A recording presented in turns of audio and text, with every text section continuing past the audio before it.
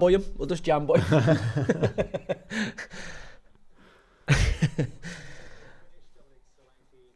It was DeChambeau. Roy didn't speak to him at all, did he? I talked to you about it later. Like, I've got the things here. Like, well, DeChambeau just violated him. Never spoke to him at all for the whole day.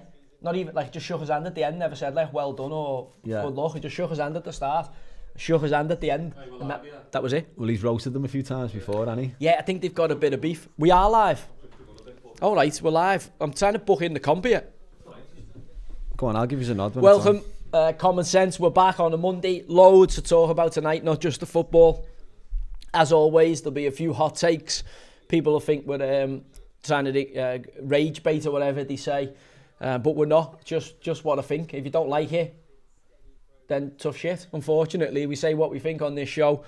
Tonight, we're going to be following Bournemouth against Fulham, which is a great game in the context of the Champions League, Europa League, etc. I'm just trying to book in the comp next Sunday. So I don't know how the fuck I do it. Where is it on the home screen? Down to the bottom. Oh yeah, we're in, yeah. We're in. Open. I'm in there. Right. Book, I'm in. Yeah, right. Confirm. Yeah, I'm in. Boom. Right, we're done. Zone 1's 7:30 till 9. Yeah, it's me that. Bit of me that. They're Early the doors, times that. now. When you're off the Tom Cruise, lad, you're up sharp. It's boss, you know. No, I haven't We been played, on haven't we, the last few times? For a while. Honest to God, the bird song and everything is miles better. Best of the course as well. Best of the course. You haven't got like 50 wildebeest walk through on the greens. You've got no putting through wildebeest marks. Right, where were we? We're gonna, as I say, we're gonna cover that game. I think it's a massive game tonight. We're open after staying up late last night to watch Rory finally get his sleeves in the green jacket. I think everybody was delighted for him in the end. You know, the roller coaster he went on, and we'll talk a bit about that later. Obviously, the UFC was on at the weekend. Scouse is represented by Paddy the Baddy. And I thought he was absolutely sensational. His ring walk, his ring walk is incredible, isn't it? It had but all the fans had all the arms going and everything before. Yeah. And he's clearly captivated an American audience, which I don't think I've seen Americans take to Scousers as well since the Beatles. Do you know what I mean? Paddy is the fifth Beatle, isn't he? Goes there. Where was it, in Miami? Miami, yeah. And it wasn't just that. He put on a clinic, and Chandler's, game as a badger. I know he's been steamrolled by a few recently, but he was due to fight McGregor after the Ultimate Fighter series. Obviously, that never materialised with Conor getting an injury. But everyone thought it was a massive test for, obviously, Paddy, and he not only came through it with absolute flying colours. And so pleased for him and his team. He's got a lot of criticism. Sometimes he's been maybe a little bit flat in fights, but clearly has turned a corner in terms of his preparation. And it looks like the higher the stakes and the better the opposition, the more he gets up for it and the more he rises to the challenge. So it wouldn't surprise me to see him fight McGregor next. I know he didn't call out McGregor in the ring, but he said, McGregor had 500 grand or whatever on Chandler to win by TKO, and he was disappointed in that, and he'd be open to fighting McGregor at Anfield, at Croke Park or at Wembley, which I think would sell out, no danger on these shores. But also Dustin Poirier, Justin Gaethje or Charles the Bronx Oliveira, which would be another massive step up for him.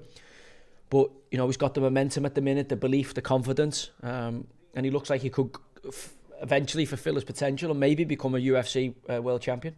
Did you see the fight?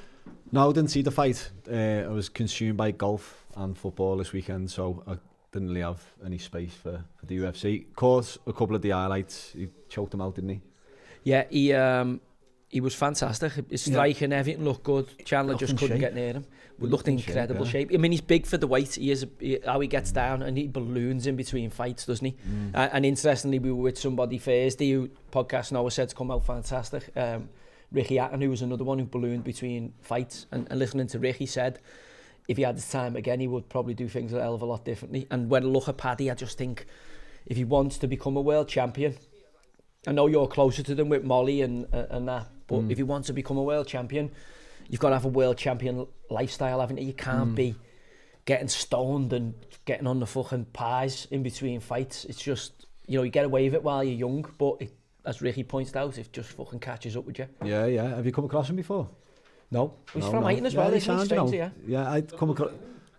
Is he built train? I thought he was long view, yeah. No, Dovey. Come across him a couple of times on nights out, funnily enough, but just dead approachable. Very humble in that as well. You wouldn't expect him to fucking be so humble, particularly in obviously his profession as an ultimate fighter. But I think he's just grown into that kind of superstardom so comfortably. Like, he hasn't changed at all, has he? And I think his character's become a saleable asset. You know, people, I'd imagine people are invested in him. He's quite comical, isn't he? And then, as you said, the similarities with Hatton, he'll sell out tickets anywhere. Well, he's not boring, is he? So, whether you like him or not, he says what he thinks, he wears his heart on his sleeve, and you either love him or you hate him. Now, that's box office, isn't it? Because people either want to see you get your head punched in, or they're desperate to see you win in that game. You know, that's what puts bums on seats. You know, we've seen Colby Covington having a go at him after it when he was doing an interview, who is, you know, a proper heel, isn't he? He is a true antagonist that, you know, gets after everybody. But I thought the way Paddy handled it was superb. You know, obviously, you know, it's not nice after you've had a fight when someone's mooching through, saying, you know, you've only beat fellas who've got, what was he saying, 11-2 record, like they've lost 11 fights. And that will be a consideration. You know, we have to caveat the win with, you know, Chandler's had his head stoved in pretty much by everybody who's everybody at the top of that division. So for Paddy to stove his head in, I think it puts him in that bracket, albeit, you know, he's going to face some tough opposition, because I think Gagey, I think Poirier, I think Charlie de Bronx are all a step ahead of Chandler. But also, I think if McGregor's going to come back, it looked like Paddy wants to be mates with McGregor, but after McGregor's sided against him for a yank, it looks like Paddy's gone, wow. Well, did you ever hear about McGregor coming to Highton? I've heard he's got a couple of bin lids, hasn't he? That's the rumour.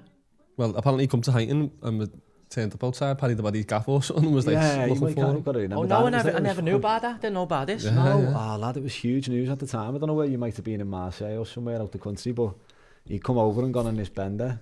Obviously, he's probably in with a few kids around here. He's gone on like a 2-3 day. I remember him coming on a bender, yeah, I remember it, yeah. And there's WhatsApps and that, videos of him going round of him fucking in 3 houses in the back garden and all that. Like, yeah, I've seen that, yeah. Yeah. But he was outside Paddy the Baddy's gaff. Rumours. Rumours. Outside Paddy's there. Swear. Didn't hear that. Rumours, yeah. All right. Ryan in the chat, lad, he can confirm that. Ryan's from Highton as well, so... No, I haven't heard that. Ryan I haven't in heard the that, chat. lads. Is that true, lad? I heard Listen, you'd love to see it. Like, probably his last 5 years, the rise, he's gone, because his first UFC fight only a couple of years ago, like 5 years ago. Yeah, well, he'd done the Cage Warriors, hadn't he? So Warriors, yeah. He'd done the Cage Warriors. But I'm not sure McGregor comes back. And what he's got this bare knuckle thing now, I just don't think... He's had too long out now. I hope I'm wrong, because he was box office, weren't he? But... Probably too much dough though as well. Like, yeah, is the fire still there if you've got £500 million? Do you know what I mean? I think the fire's there, but I just don't think... I just can't see him. Who'd win in a fight, do you think? Paddy or... You'd have to pick Paddy based on how active he is. I mean, you know, McGregor in his prime beats most people, but Paddy's big for the division, and he's fit and healthy. Like, you know, Conor's last few fights, he's broke his leg, he hasn't been quite right. He's had a lot of time off. Obviously, he looks like he's living his life like to the full. You know what I mean? And I don't think you can have that amount of time off. As you say, got a lot of money, so has he got the hunger? Well, he's fucking $500,000 down now anyway. After he bet on, what's his name, didn't he? Yeah, I don't think that'd even Paddy, touch the sides, lad. That'd be like Finger and Jordan, that won't even touch the sides. It'd be like Punch and Smoke, that lad, for McGregor. He's obviously sold that whiskey company. He must be well on his way to £1 billion. I know he's obviously lost a little bit on Chandler there, but I think that'll just be the change down the back of his Lamborghini yacht seat. That just means he can't buy another Versace ensemble, like full silk PJs. But I'd love to see him come back. But I'm telling you, Paddy wants a fight at Anfield. You could see that, couldn't you, at Anfield? Or maybe Bramley Moore. Yeah. Paddy's a blue, isn't he? No, Paddy's a massive Liverpool fan, you lunatic. Yeah. No, didn't he call Van Dijk a sausage or something? No, he was getting after Trent the other day, calling Trent, Trent a lizard or something like that. What are you on about? Yeah. He's not here till 7, is he? Be the same number. 20 to 8. Was it Trent he called Yeah, he's Well, not happy with Trent. called Even though he's a Mushroom or massive something, red lad, he'd be after stoving your head in for saying he's an Evertonian. Yeah, he's a massive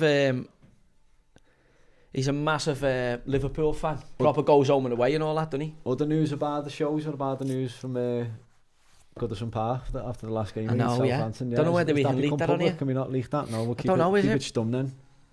That, for I mean, now, that's yeah. some finish, isn't it, to Everton, to Fucking Goodison right, Park. yeah. That sees the old lady off in style. Yeah. Albeit, it would have been nicer if John Lennon was with him. Yeah, What, lad, TBC. what? I have no idea what he's on about. Yeah, exactly. Good. Yeah, Keep it that way. yeah, exactly. You Reds. So yeah, None of the Beatles were Liverpool fans, were they? just before we get Ringo, going sorry, tonight, might have been Ringo.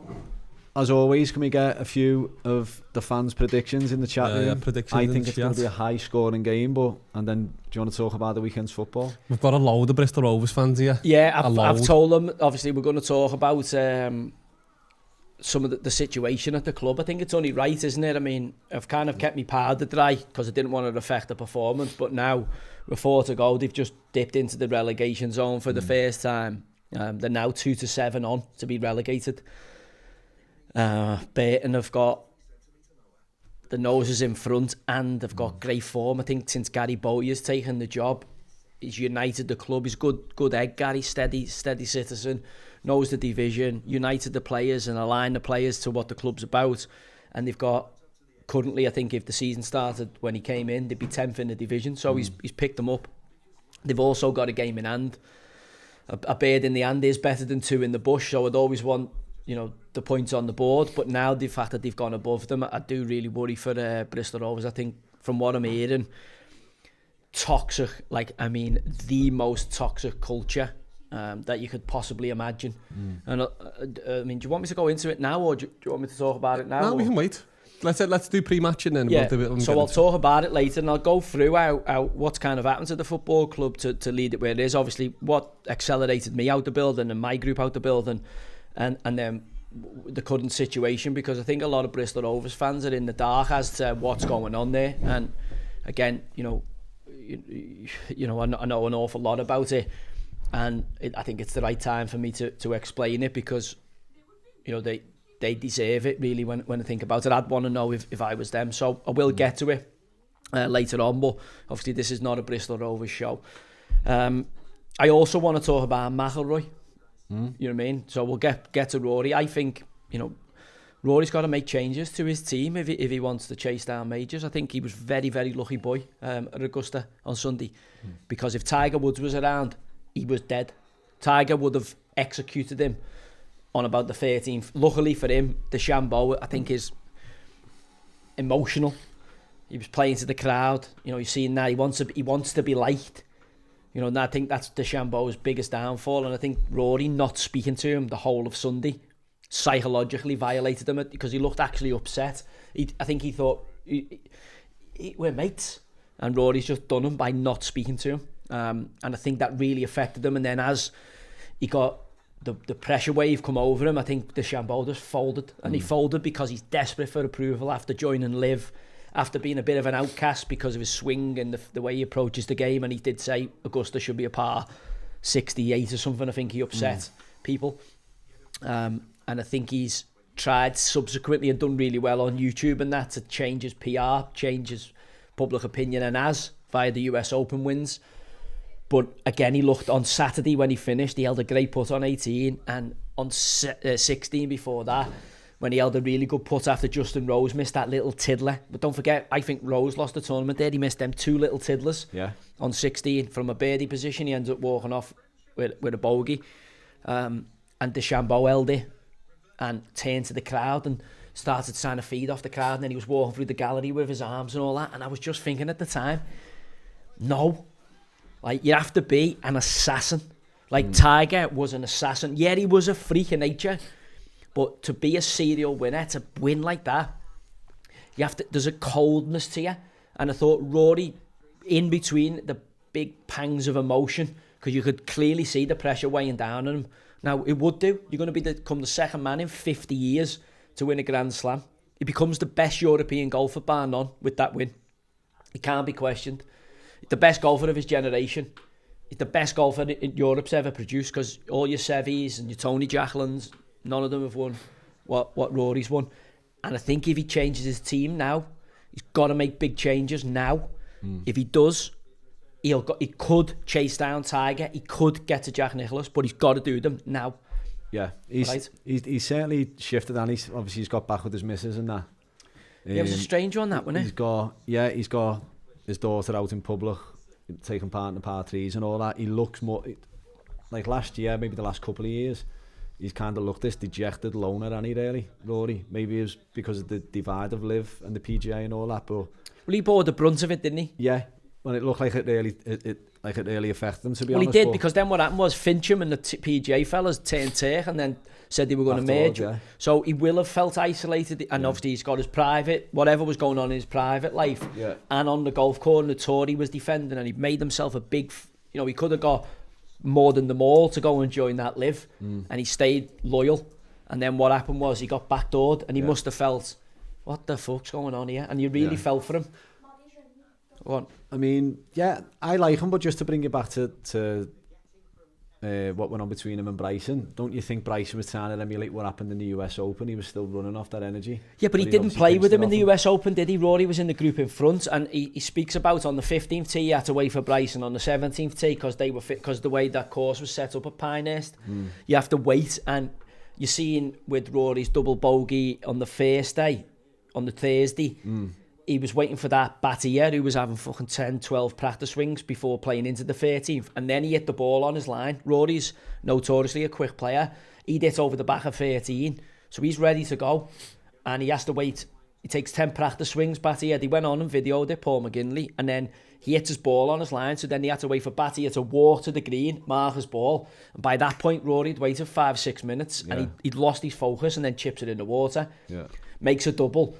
That then affects him on 17, and then he went from being 4 under and looking like, what's he going to shoot tomorrow, and it is to win, to walking off at the level par and kind of like, oh, is Rory fucking shit his kicks again? And then, to be fair to him, he ground his way back into the tournament, and I do think he's very lucky.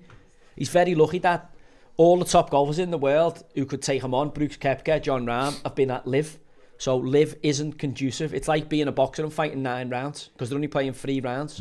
They're not knocked in. No one's asked about Live. Who watches it? It's free on YouTube. Who fucking watches it? Nobody, right?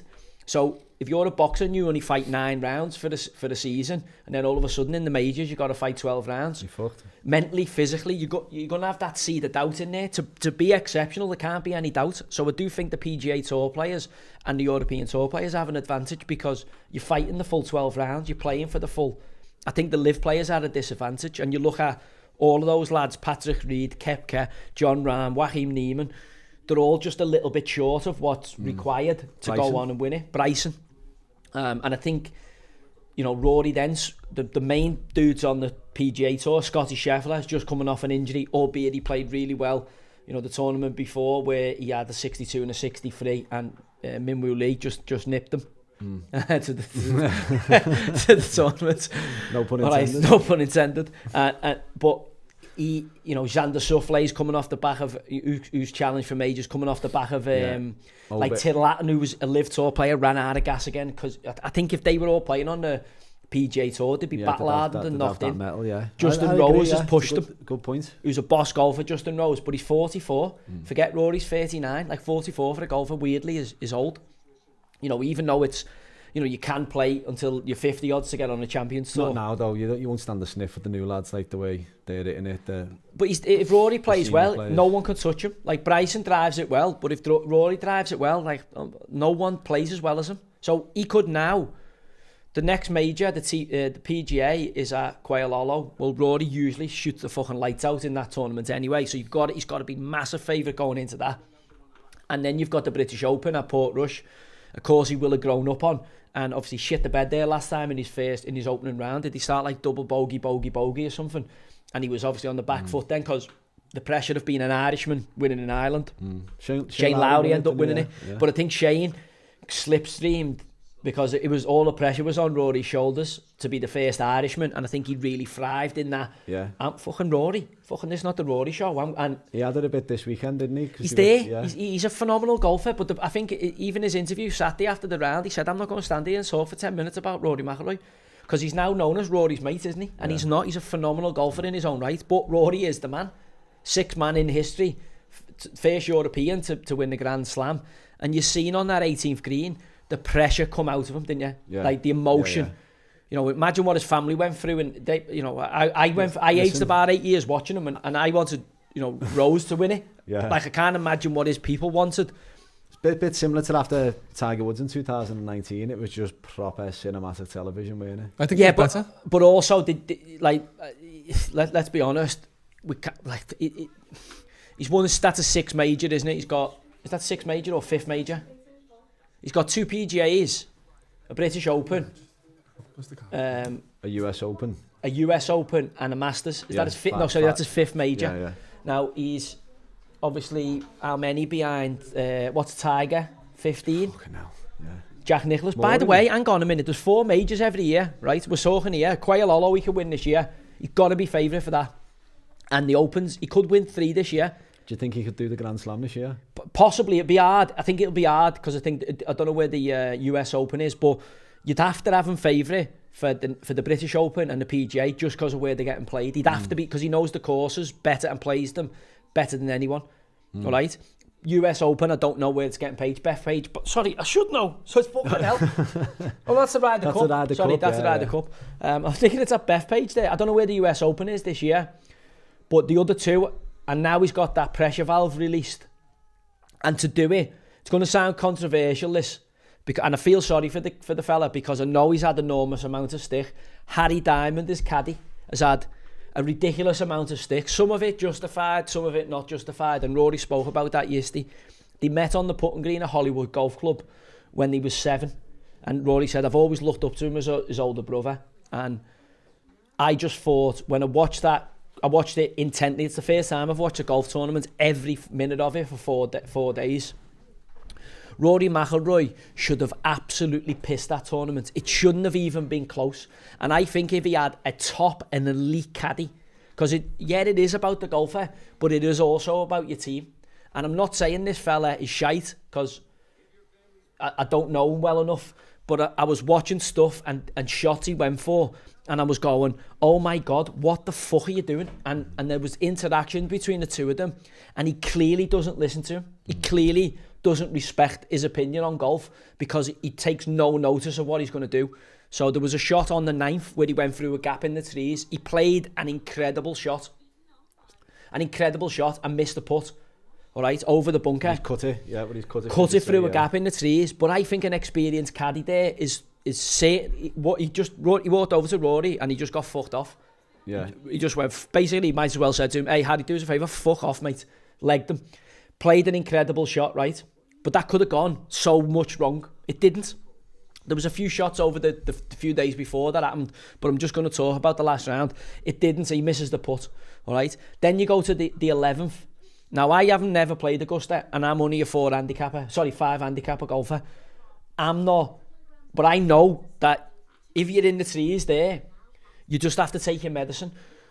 What the fuck McIlroy was doing, hitting a hook, he was so lucky it never went in the water.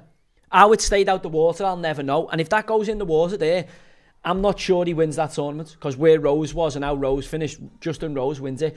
The gods, and I think because he's been a good skin and he's helped the PGA Tour and he seems a decent fella and he clearly has made right with his missus, and he's stuck by this Harry Diamond through all the people caning him, and he's been loyal to him, so I respect that.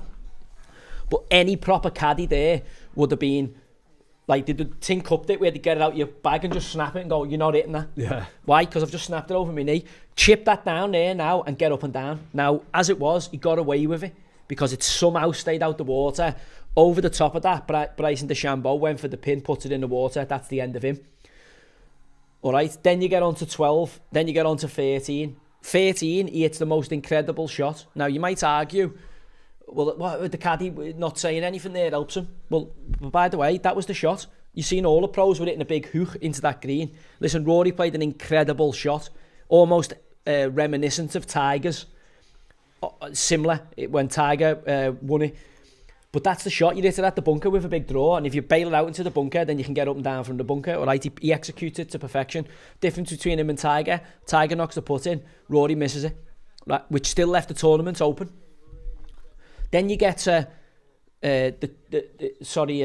not 13, sorry, that was 15. 13, that was the chip where he chips it into Rays Creek, where I'm going, what? Like, if I'd have done that, like, he had the whole of the left side of the green and it filters back round.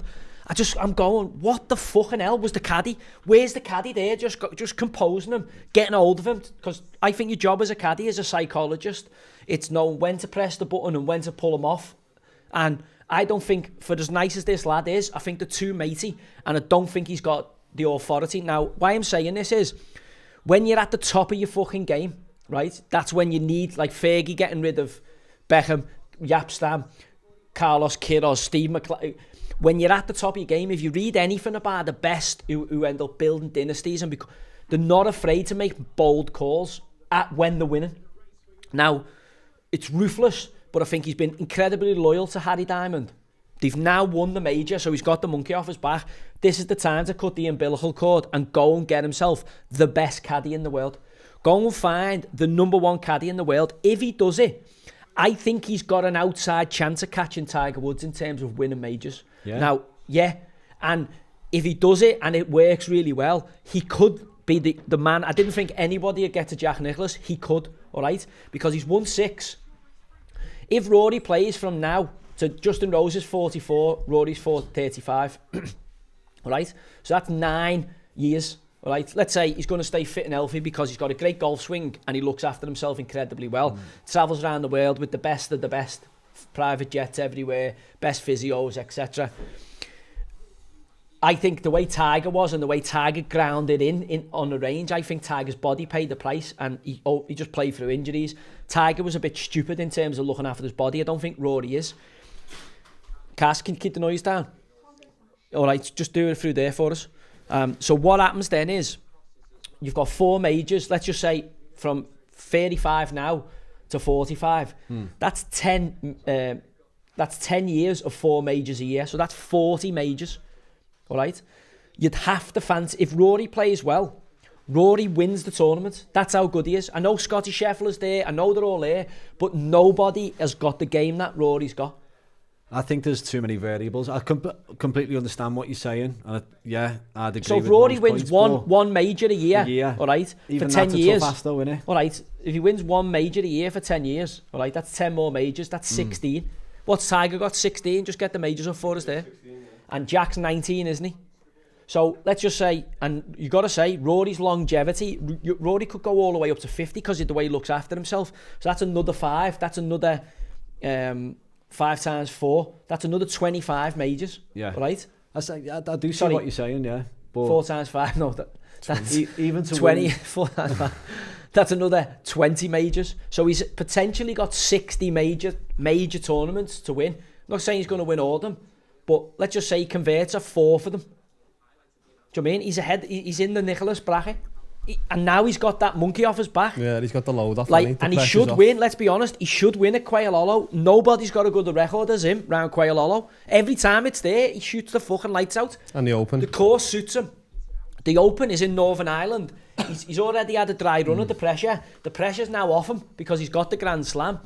He's the best golfer, bar none. Forget Nick Faldo, forget Seve Ballesteros, forget Bernard Lang, forget all these major winners from Europe.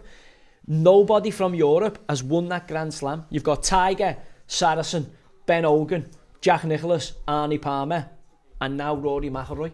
Do you think he's better than Tiger? No. Tiger would have had him alive yesterday. But Tiger's the GOAT. He's a generational player. The only 2 you can compare is Tiger and Jack Nicklaus. A head-to-head between them would have been like nothing you've ever seen. And everyone will argue, oh, well, Jack Nicklaus, he didn't have all top players around him. Well, there was still some incredible players. Gary Player, Di Vincenzo, the RG fella, you had Arnold Palmer. They're all still incredible players around him. Like, you're not beating mugs. Yet there's not the depth for talent there is now. But the same would have to be levelled at Tiger Woods, wouldn't it? You have to level the same at Tiger. because psychologically he violated everybody. But Rory now has got some... But I think when you seen the handing over in the butler's cabin yesterday, did you see Scotty Scheffler's face? Yeah, he just got off, didn't he? Didn't Scotty Scheffler's fuming because he knows I've just fucking give this fella... The fact that he's won this is going to give him another gear. I had my foot on his throat. If we could have stopped him winning, the psychological pressure that he's under was suffocating Rory. And you've seen loads of instances of it. Double bogeys the first. You've seen loads of instances where Rory's emotion and the pressure was getting to Rory. Luckily for him, nobody could really get the pressure on him. Don't forget, Justin Rose is playing an hour before him and manages to post the score. You know, look at Rory's last hole, the 18th. Best tee shot you could play. As 125 yards in.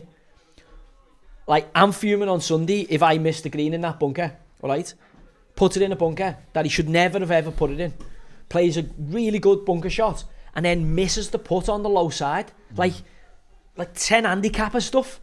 You know, like, I'm fuming if I've missed that on a Sunday. Never mind to win the Masters. But let's Justin Rose back into it. And this is why I have to caveat this. Then everyone's waxing lyrical about Harry Diamond because he has had a bit of stick, and I do respect Rory's loyalty, saying, you know, what Harry said to him in the build-up to the 18th hole. Harry's alleged to have said to him, when we came here to Augusta, if someone had offered you a playoff with Justin Rose to win the Masters, you'd have took it, wouldn't you? Which is good advice, you would have, and it settled him back down. But actually I'm going, if he'd not fucking had you on his bag, he'd have fucking won it by 5 shots, and we'd be in the fucking bar drinking champagne now. But we're fucking back out here. And to be fair to Justin Rose, he's unlucky. It's a hell of a shot right over the stick, and it stops on the top of that hill because he's not coming in with a fucking a gap wedge. He's coming in with, say, a 9-9 or something a little bit longer because Rory had the better tee shot. Rory's shot bounces past his, and because he's going in with lower loft, spins and catches the hill and then ends up with a kick in. But Justin Rose is so unlucky because he couldn't play a better shot. He must have looked incredible in the air. And Rory gets that little bit of luck, which he had, staying out the water on 11. If any of you have seen his shot on 12 when he goes into the bushes and stays in there for about 10 minutes and then rolls out, the gods were on his side, you know, which you need, by the way, to win a Masters. But also, if he'd have had a top caddy on that bag, now this is the time, unfortunately, that he's got to say to his mate, who he calls his big brother, thanks, but see you later. Okay. Game's just kicking off now. Game's about to kick off. What are we going for? What's our predictions? Josh, Bournemouth for Fulham? Onto that telly for me. No. Why? I don't think so. We done it last time. Come on, I'll say for you. Bournemouth. There's got to be goals, hasn't it? Well, I think Fulham beat them. Are you putting the bets on now for us? It's got to be in play. The game's just kicked off. We're a minute behind for those who were watching along, just down to streaming issues. I'm going to go Fulham 2-1. I'm going to go for Desmond 2-2. All right, Archbishop, not a bad bet. I'm going to go 3-1 Bournemouth. 3-1 Bournemouth. Noah, can you put a live in play bet on for us? Yeah, well, I'll have a 10 spot on 2-1 Fulham. Well, just keep watching us, yeah. All right. Keep watching us. All right. Before you put any bets on. Hey. Why? We're a minute behind, aren't we? That hasn't been a goal already, has there? Must have been. Oh, it's bad defending. Oh. Bad defending. Fucking hell. Already. What a start. I'm still going to stick with Fulham. I'm going to go 3-2. 3-2 Fulham. We did say goals. Yeah. That's bad defending from Robinson. I was Robinson going to go for both teams to score. What's happening with left backs? Andy Robertson scoring an oggy. Jed Spence scoring an oggy. Jed Spence, the Stevie Wonder with his. Did he have his sunglasses on when he scored like Stevie Wonder yesterday. Fucking hell. Just set yourself up to fail, don't you? When you're tuning in to podcast and you see someone who's a Premier League footballer sitting with shades on indoors. That's how bad England's left backs. Well, speaking of England's left backs, Luke Shaw made an appearance, didn't he, yesterday? Come on, with about 10-15 minutes to go in that game. But then he's a good player, and he just can't stay fit. Jed Spence is getting touted as a possible left back for England. They got fucking net rush. Spurs defenders have got net rush at the minute. Again, Andy Robinson being touted for England's left back. obviously making mistakes like that. Yeah, he's not going to get in the England squad with those kind of errors, is he? What do you reckon? No, good chance of a call-up? I think that's not my... Well, if you're fucking buzzing off people saying you're on mute, you're on mute, muted. What have you done there? Yeah, I don't think he's going to be proud of himself when he sees that back. I think that might have just sealed his deal in terms of Kirkes is on the pitch. I would imagine Liverpool will have scouts at this game if they're in the market for the left back with Robinson and Kirkes. I'd be very surprised if Liverpool's hierarchy of scouting is not at this game watching these two left backs on show. Andy Robinson just absolutely fucking killed himself there. Had a couple of bites there. Have we got a few? On your comment, yeah, had a couple of bites. Did you see the woman commentator that posted a clip of it at the weekend? Talking about Leicester 2-2 as if they were winning. Just didn't have a scoop. Yeah, what was going on. But Jason Mohammed and all that was just petrified to correct her to say, excuse me. That's the way it is. That's not the way to score it. What are you on about? Yeah. You're not even paying attention to what's going on. Now I know we all make mistakes and all that, but when it's the cosplays, you've just got to buzz off them, ain't you? 19 goals in 40 games. Oh God, yeah. Basically a goal a game. Oh, we're not even talking about that. Yeah. Do you want to get into some gas talk, or do you want to let the game go on? We'll let the game go on. We get to it. Haven't you? Aren't you going to wait until the end of the season? No, he's getting lit up tonight. Like, yeah, he's got to light him up, haven't we? I think just the fans. The fans are the begging here in the chat. Yeah, the fans are frustrated, aren't they? I mean, it's sad to see. I was talking to Weil, the old chairman, after the game at the weekend, just saying like it's like renovating a house. It's like taking over a house that's got absolute dry rot and termite mounds in the roof and everything, which is Martin Starnes and Witherington. Never mind some of the chances in and around the dressing room, and doing a full refurb. Lawrence, Llewellyn, Bowen, refurb, doing a full restoration. Beyond Dublin? Not that bad. And then watching a load of squatters move in there, and obviously just let a load of camels shit in the back garden and camels piss all over the walls, and homeless people, crackheads move in, and just horrendous. And again, terrifying analogy that. But that's in essence what it is. So there's part of me that's like, do you know what? I actually hope they go down because of the scumbags who are in charge and the lying, deceitful people that they are. They deserve it. But also, I'm gutted for the people who lose the jobs and the fans who are incredible with me who don't deserve it. So I'm like massively torn. I ultimately want them to stay up, as weird as that is. Can I just bring you to the start? Like, why did? Because remember, Weil, you've got promotion in League Two. Weil, sorry, yeah. You spoke unbelievably well of him in the summer, and you're like, look, we're going to go again here, we're going to get up in the Championship, but then the next minute they were sold, so why did he ever sell? Yeah, well, you'd have to ask him that. I don't know. Does he not say now? Is he not? Yeah, from what I gather, what had happened was obviously we got relegated when I first went in, so we had a rebuild on. We had a decent budget for League Two. I think our budget was about 2.8. Say 2.8 to 3.1 million, which is big for League Two, and we managed to get promoted at the first attempt. You know, obviously a couple of miraculous results and a great run of form, but we managed to get promoted. Obviously the famous 7-0 victory. Yeah, Elliot Anderson. Not only him, Aaron Collins, Anthony Evans were incredible that year as well. Some good performances. Get promoted, and then the first year back, we obviously lost your Connor Taylors and your Elliot Andersons, who were big players for us, even though they were young lads, and you can't really replace that quality. If we'd have gone into, and we lost like Sammy Nicholson and a few lads, if we'd have gone into League Two with the squad that we had, obviously we needed to upgrade it, but we lost some of our better players because some of them were loan players and we couldn't get them back. We managed to consolidate in League One the next year, you know, we by hook or by crook, but we stayed up comfortably with games to go, which as a newly promoted team, you know, obviously different if you Wrexham and that who've got massive budgets and you can go and spend again, but we didn't. I remember some big wins though, like it was a Charlton away, like 3-0. Like yeah, listen, they hadn't won there for 50 odd years, so like to go to them places who were, you know, no disrespect to Bristol Rovers, but they're kind of next tier up. But they're like Premier League clubs, but they're just the next tier up. You know, Bristol Rovers, when we were there, were getting 9,000-10,000. You know, them sides like Bradford can get 25,000. You know, Charlton's big ex-Premier League club. there's some big sides, Portsmouth's and that in the division, Derby County, etc.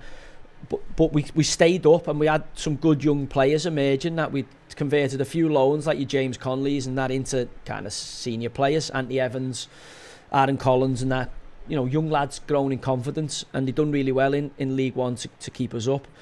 Then what happened was, while Al Quad, who was the owner at the time, he owned the club outright, he realised to redevelop the ground and to move the team to be capable of challenging to get in the Championship and staying in the Championship, that he needed to bring in investment, or he was open to bring in. He didn't want to bankroll it himself. He wanted to build a club as sustainably as he could, and he thought the best way to do that was to bring in other investors along with him. He loves football, so he obviously to get into the champ and stay in the champ. Wrexham and Birmingham this year in League One will be spending probably 16+ million. To going from 3 million in League Two. Our budget in League One, I think, was 3.7 the first year. The second year I was there, it went up to 4.1 because Weiler brought outside investment in, which was these chances who were in there, which is Abdul Latif Al-Sad and his dad, Hussein Al-Sad, who's the money. It's his dad's money, but he's put the son in charge, who's a fucking absolute divvy, as I told you last time, who's brought in his cousin, who played in the Kuwait League and wrote a book on self-help, Aziz or something like that, who's a fucking absolute maggot. And then, to be fair, they had another fatty and 3 fatties, but the other one was a financial guy who was actually all right. He was the nice one out the 3. So the dad's over in Kuwait running his property, and he sent Softshite here with a book, how to run a football club for dummies, and he's obviously calling all the shots. So what happens was, Weil was recommended, I'm told, by people who we trusted, that these were stand-up people. We'd met them, he vetted them, they said all the right things, they wanted to invest in this, and they wanted to do this, and this is and they were all aligned. And Weil trusted them because he's an honest, trustworthy guy. So he trusted that they were going to, because that's what he's like. He's very, very loyal man. Weil Al-Quad. Bristol Rovers have missed out because he's a phenomenal owner. The thing is, cheers lad, he wanted to bring outside investments in, so took a bit of advice off people he trusted, who vouched for these guys, met them, they said all the right things. So he ended up selling 60% of the club to him, because he thought, these have got proper money to take this on. And anyway, the moment he done that, he started to realise incrementally, bit by bit, that they were full of shit. So they'd lied, they'd said everything to get in, which fits with this Abdul Latif. He's a pathological liar. He's a lying bastard. That's why the club is rotten to the core. I've seen him allegedly done interviews and blah, blah, blah. But he's the type of guy, Josh, that would say one thing to you, turn around and just say something. He's a complete...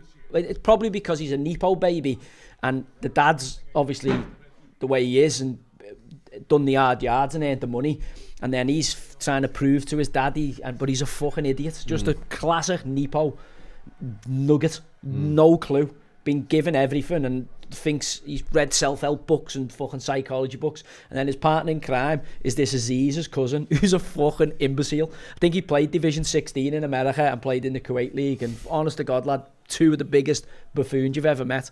I knew the first time I sat down with them I was dealing with tits, but these are new investors in, and I said to Weil, who the fuck are these? What the fucking hell have you done? And he was like, oh, don't worry, Joe, you'll only have to deal with me. I was like, this fucking idiot's been in saying, this is how I want me wingers to play, and I'm like, what am I dealing with here? Like, bear in mind, he's a beast. He's a beast. So he's an obese Kuwaiti who ran a basketball team or something.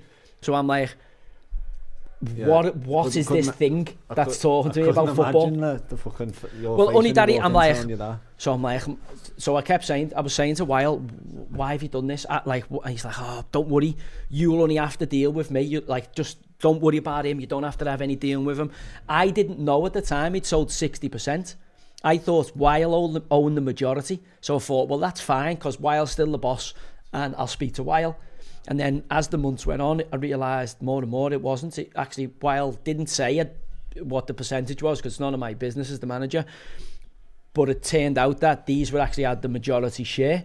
And how that played out for me was, We were obviously recruiting that summer. Our budget had gone from, I think, 3.7 to 4.1. So we were in the market. We took like Giovanni Brown. We started building a good squad, but we needed a striker. We had John Marquis, who'd done great for us in League One, keeping us in the division. And we had Ryan Loft, who'd been with us from the League Two journey. We got him in the January.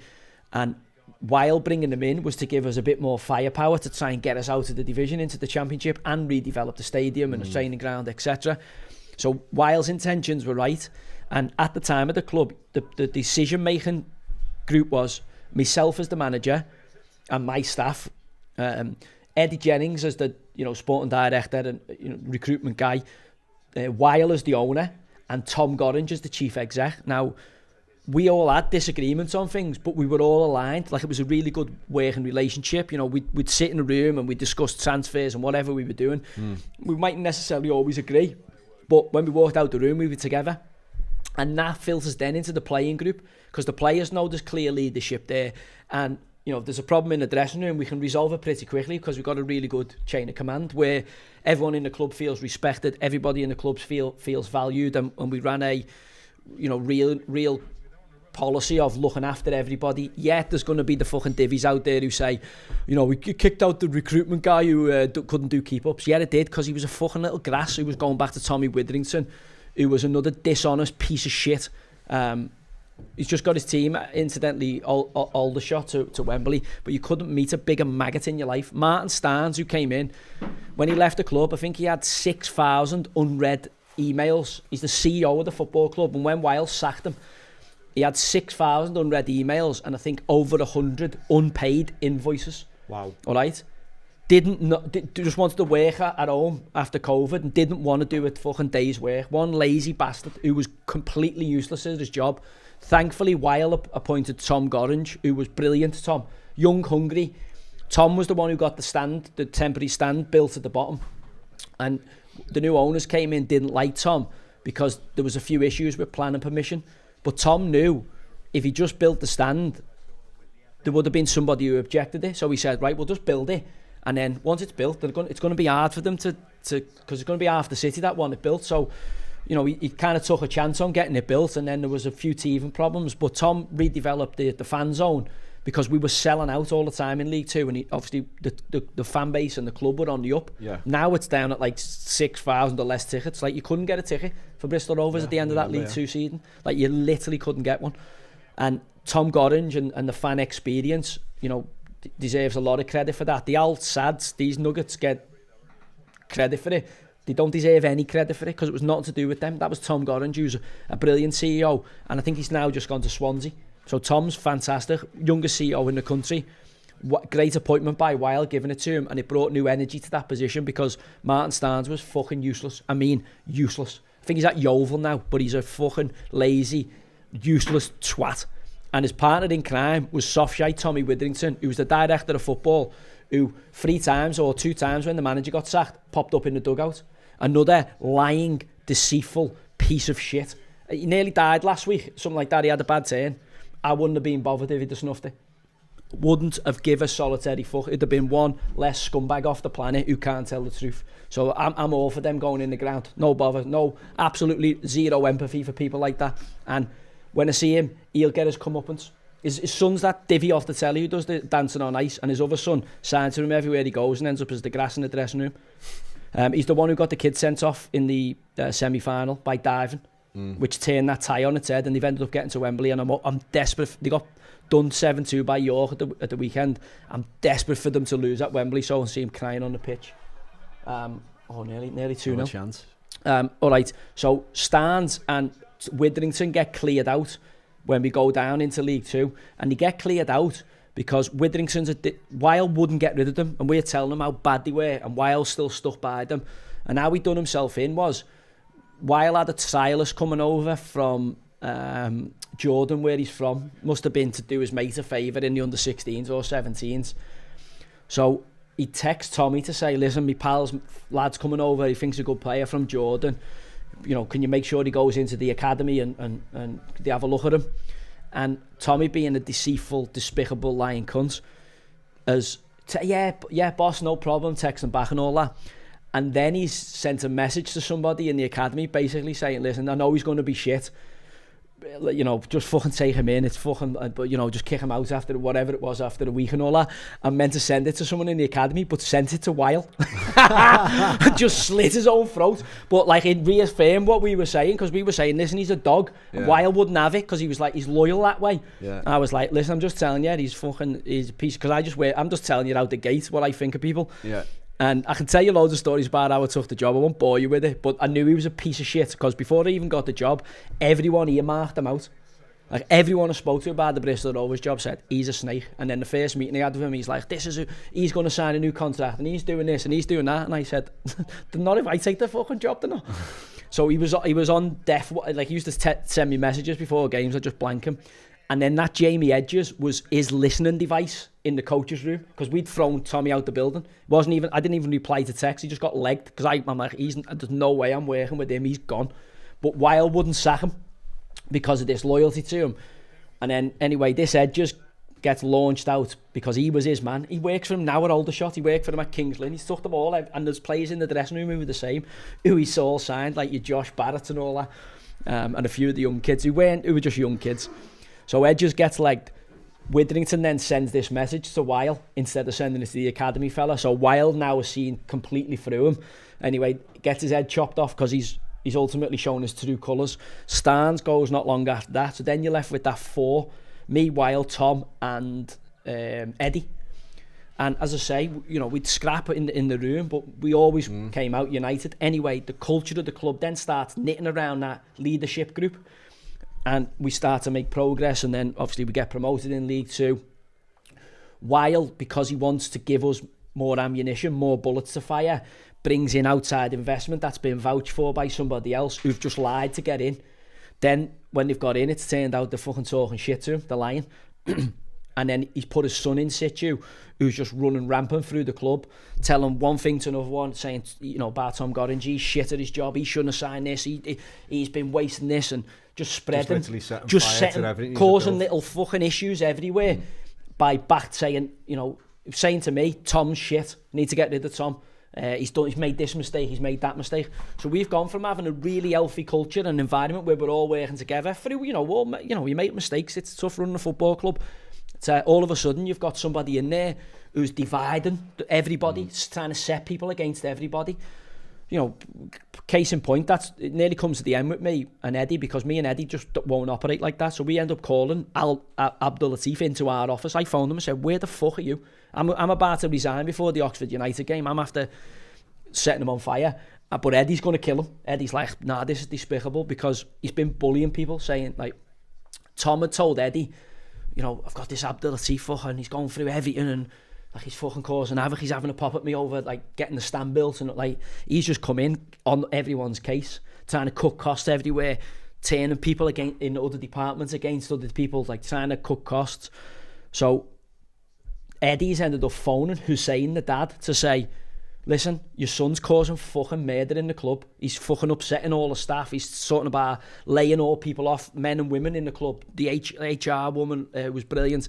It's like setting everybody against everybody, like just ruining the working environment. Yeah, ruining it. So Tom's told Eddie fucking about it. And Eddie, because he's such a loyal, genuine fella, is fuming because he's gone, this is wrong. But they're at the ground, we're at the training ground. And the club needs to be harmonious and the culture has to be right everywhere for everyone to do well.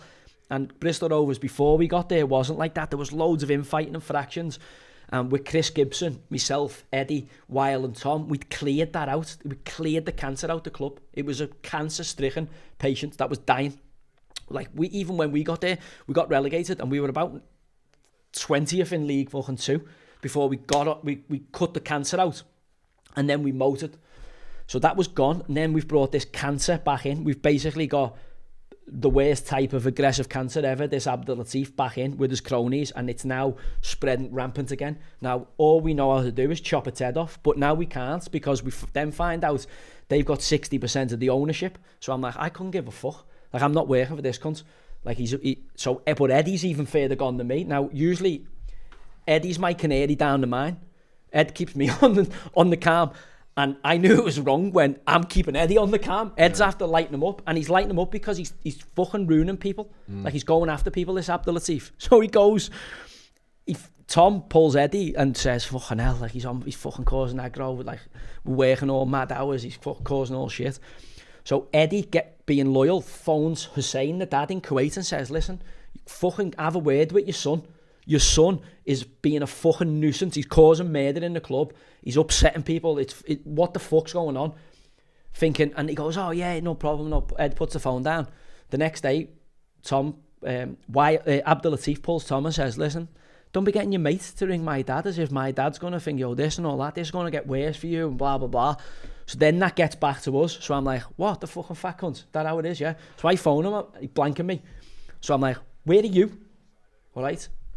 So I've lost my chain of thought. Let me come back to that. I phone him saying, where are you? I'm in the ground. I said, I want to see you this afternoon. Make sure you do not go home without coming to see me. I said, either I'll come to the ground to see you, or you come to I'll come to the training ground, because he knows I'll just fucking light him on fire in front of all the office staff. So he's coming to the training ground at 4:30, all right? So that's bang, I just put the phone down on him. So I phoned Tag saying, Tag, I'm going to resign.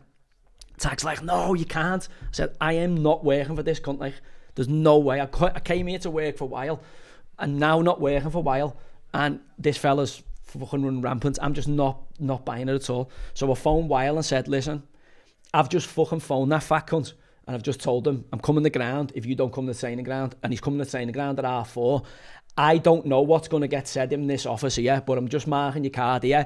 This could well be my last day at the football club, and because you hired me, I want you to know. And he's like, Joe, no. I'm like, listen, I'm marking your card. If his attitude or his fucking his talk in this room is wrong, then who knows what's going to go on? Like, do you know what I mean? But I will no longer be here. So, well, no, wait till he was in Jordan. Wait till I get back. I said, no, he's coming in this afternoon. Just hold that thought, all right? So that was the meeting that 2 weeks later I'm sacked. So what had happened was, this fella comes into the football club in the pre-season. Yeah, we can do this, we can do that. Anyway, we built a really good squad, and our budget's gone from 3.7 now to 4.1. But we're missing a striker. And they were saying they were going to spend 4.5 million that year, or 5 million. So we're saying there's 900 grand in the budget here to get a proper number 9 that's going to score us 20 odd goals, which will be the cherry on the top of this team we've built. Like, we thought we built a really good group. We just needed a proper proven target man that got hold of it that would get us the 20 goals. All right, so we're thinking, can we get we were in for Alfie May, we were in for, who isn't a target man by the way, but we were in for like strikers, because we were going, we need to get 60 to 80 goals here to have a playoff promotion push. So we're going round. Anyway, Abdul Latif comes in with his crew, and he's like, let's sign Johnson Clark-Harris. Johnson Clark-Harris was running down his contract at Peterborough, and he was on the market. We can get him for 500 grand. And I'm like, he'd done well at Bristol Rovers before, Jono, and I just felt he'd gone. I just felt his legs had gone, and for what we wanted to do, I thought we could take someone who could carry us into the next division above. So, and obviously I just felt his best years were behind him. So I didn't want to do it, and I thought it's a big outlay for the club. You know, it would have been probably about 900 grand, £1 million deal in total to get that done. We'd have to pay 500 grand or 600 grand, and Darren McAntney and Barry Fry are notoriously hard to fucking do a deal with, you know, because they get good value, they're good at what they do. So I didn't feel it was the right option for us that early in the window. I felt the fans wanted it and Jono wanted it, but I felt there might have been a better option for us, and we should allow the window to unfold a little bit. And if I felt Jono would be there in the last two hours of the window, which he was, or the last 2 days of the window, and I felt we could get, you know, a younger player with a little bit more legs and a bit more energy, who maybe hadn't had the proven goal record. So anyway, Abdul Latif comes in, let's get it done, and I was like slowing it down because I wanted to make sure if we were going to invest like that, it was a huge investment for the club, and it was the right fit for the culture of the team, the dressing room, and to lead us forward. Anyway, as we go on in the window, targets that we had, either we missed out on them or they went above us, so we get to it was late in the window, and like say 10 days to go, Barry Fry phones me like, are you serious here? Are you in for him? Because I'd green lighted it. I said, listen, we've got to go and take him. Like, this team needs a focal point. And I spoke to Jono's agent, I spoke to Jono, I thought, do you know what? I could wait to get, something better, but I don't think we're going to. I think we have to take him. I just think that this is the cherry on the top of the cake for us. So I've then gone to Abdul Latif and gone, listen, let's go. This is the time to do that now. Green lighted it. So Ed and all that, Tom Gorringe and all that, they're all moving it on. And what had happened was Abdul Latif then doesn't want to do it. So we get into the last 6 hours of the window. Abdul Latif doesn't want to pay the 500 grand for him, or I think it was like up to 750 or something. He doesn't want to do it after giving it the beans. Now he doesn't want to do it. So, but doesn't want to say he doesn't want to do it. So we get into the last dying embers of the window and it's not getting done because we can't agree the fee. Personal terms, I think we're agreed, but we can't agree the fee. He's gone missing. He's gone back to fucking Kuwait, gone missing. And then brilliant from Weil. Weil just says, listen, I'll pay for it out my own pocket as a gift to the fans and to yous. I'll pay for this. So these aren't even having to pay for it, and they still fuck the deal up. So he fucks the deal up. If you remember it, the paperwork and all that weren't signed. This Abdul Latif purposely fucked the deal up, but to compound it, he fucking sold Ryan Loft to Port Vale. So we've gone from having 2 strikers, needing another striker, to having 1 fit striker in the building, John Marquis. So if John, luckily for us, John didn't get injured while I was, but if John got injured, we had no strikers. So we've ended up having the worst end to the window ever, which pretty much undone all the early part of the window, because without a number 9, you can't get fucking promoted. Without a 20 goal a season, man. We had one in the building. Abdul Latif fucked it up, absolutely fucked it up on purpose. And actually, to compound it, sold Lofty. So I was like, so I was fuming, but I thought, look, it's footy sometimes. I felt everyone had tried to do it with the right intention, especially while fronting the money in, late in the window, like out of his own pocket. Why the fuck would he fuck it up though? Because he's a fucking idiot who thinks he fucking knows about footy and he's trying to like do deals. He thinks he's doing window frames. He doesn't realise he's dealing with Barry Fry and Darren McAntney and fucking an agent who, he thinks he's selling bricks and window frames from the houses they build in Kuwait, or fucking getting new basketballs and bibs for his basketball team, because he's a fucking idiot. Alright, but this is what I'll get into with you now. I've ended up talking loads about Bristol Rovers here and not about... No, I think the chat won it. You sure, yeah? The chat won it, yeah. So then what happens is the Jono deal falls apart. Now Abdul Latif goes hiding from me, goes back to Kuwait. Because I'm now, I can't wait to see him, because I know he's fucked the deal up. And he's left me even shorter, because I've lost Lofty in the interim. So I'm like, fucking hell. But I was quite philosophical about it. I was like, fuck it, we'll get on with it, we'll find a way. Just have to pray John stays fit. And then Chrissy Martin was training with us, so I was like, well, at least we got Chrissy to fall back on. So we'd luckily, Eddie had got Chrissy Martin in to train with us, because he lived in Bristol. So... we hadn't signed him. He didn't want to sign him, by the way, Abdul Latif. We hadn't signed him, but it wasn't the end of the world. And I was like, you know what? It is what it is. Chance. It is what it is, and we'll have to. We keep our powder dry for January. Maybe another target will emerge, but in terms of getting promoted this year, we're going to have to scrap away, and we're going to have to go again in the Jan. Jono will still be there because he never moved. And obviously, come in. He's nowhere to be seen, this cunt. I can't find this. Abdul Latif's been everywhere, all over the club, in everyone's fucking pockets. He's missing in action now because he knows he's fucked the deal up. 10 days later, he turns back up. We played at home on a Tuesday night. He turns back up. But they're now looking at the stand that's getting put in down the bottom, and his dad's with them. So I'm like, I'm calmed down. I had no issue with it. I was like, it is what it is. I was quite philosophical in the aftermath of it, because I knew he'd just fucked our whole summer up, fucked the season up by being a fucking idiot.